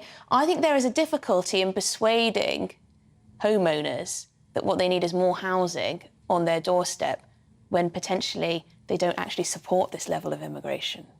So if you look at your own political, I don't know whether it's your political editor or political reporter, Tom Harwood. Yes. He's very, and rightly so, and LBC's Ben Kentish talks well about this as well, I think. He's very, very concerned about the struggles facing 20-year-olds, 30-year-olds, people in their 20s and 30s, that people are having to go further and further out, or in his words, in Tom's words, live in pokier and pokier homes.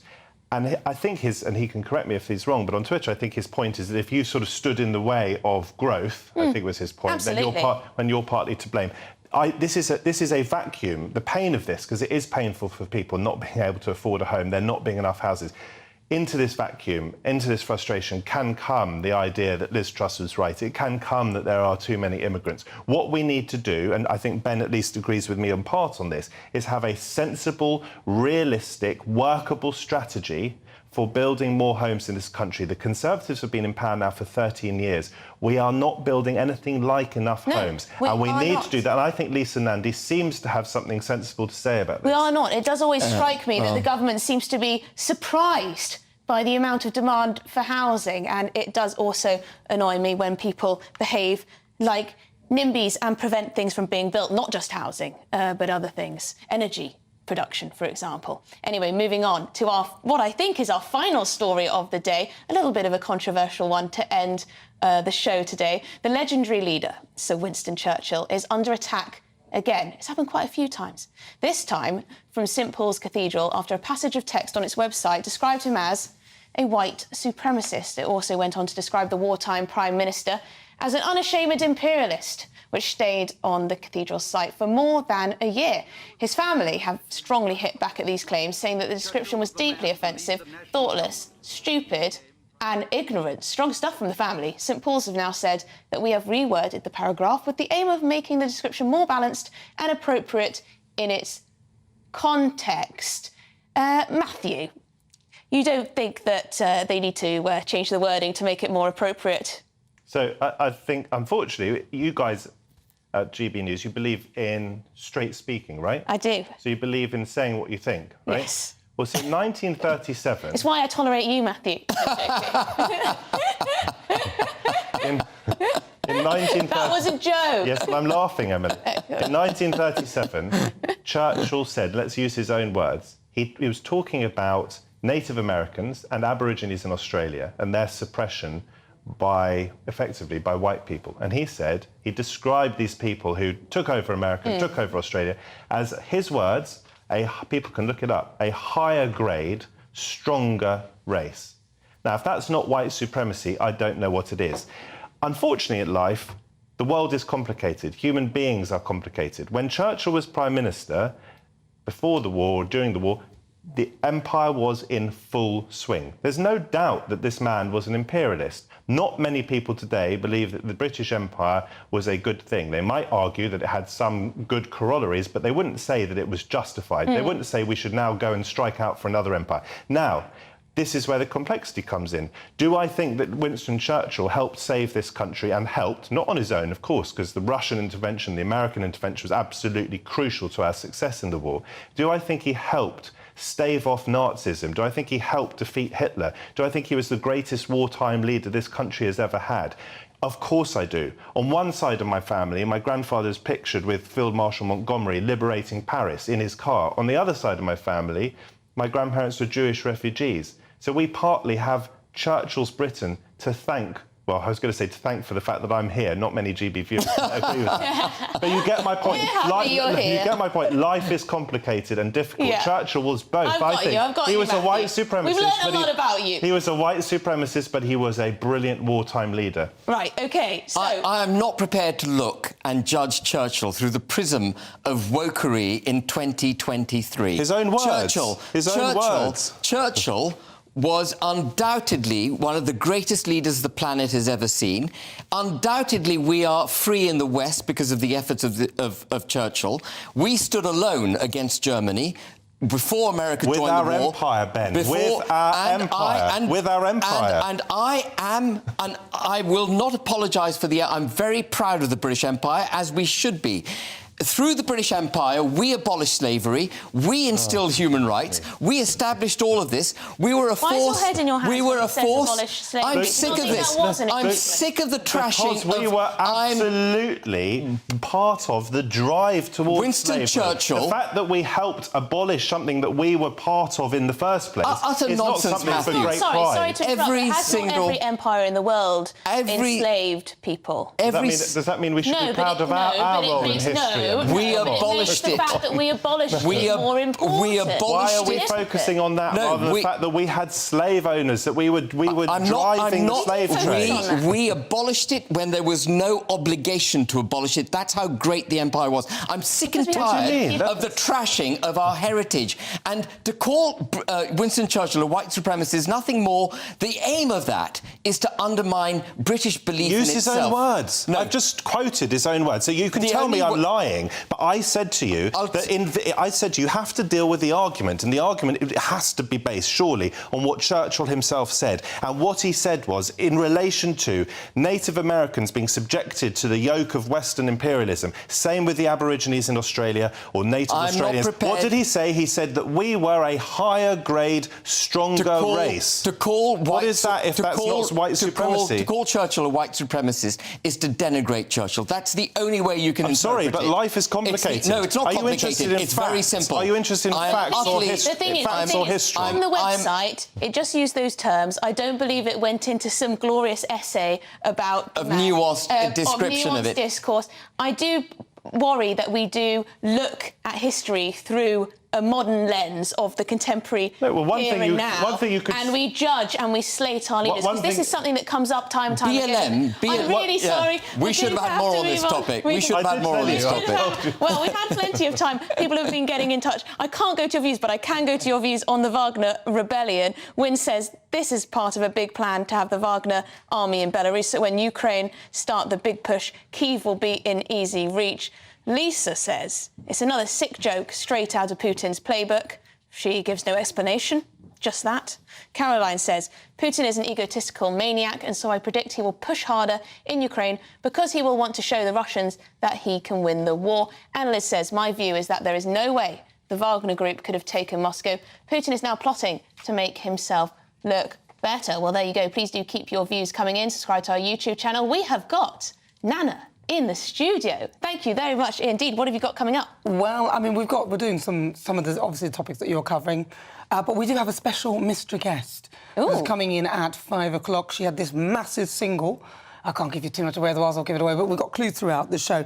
But we will also be talking about the anniversary of Brexit, because, you know, that passed, and a lot of people keep saying to me, oh, well, loads of people have changed their mind, people who voted to leave, there's so many... But that's rubbish, because most people who I know who voted to leave didn't change their mind and haven't changed their mind. So we'll look at... I don't think Ben has. Yeah, I definitely haven't. I definitely haven't changed my mind either. So we'll look at what's transpired over the last sort of few years, and just, you know, generally the kind of the things that are up to date. Fantastic. I'm looking forward to it. Stay tuned for that. It's all we've got time for from me today. Thank you to Ben Habib. Thank you to Matthew Stadlin. Stay tuned for Nana Queer. Hello there. I'm Jonathan Watry, here with your latest GB News weather forecast provided by the Met Office. Heat and humidity really has been building over the past few days, but for the start of the new working week, there is a slight change on the way, because behind this cold front, our winds are shifting to more of a westerly direction, helping to feed in some slightly fresher, less humid air. But whilst the cold front is with us, there will be bringing some outbreaks of heavy rain, some thunderstorms possible for eastern England, eastern Scotland and parts of eastern Northern Ireland throughout this evening. Will eventually clear its way towards the northeast, but could be quite a damp night for Shetland. Drier elsewhere, a scattering of showers across the far northwest, but most of us will see some clear skies. With those fresher conditions in place, though, temperatures will be a notch lower than last night, so a bit more comfortable for sleeping around 12 to 14 degrees Celsius. Monday starts on a relatively fine note, a good amount of sunshine first thing. The showers, though, will bubble up into the afternoon.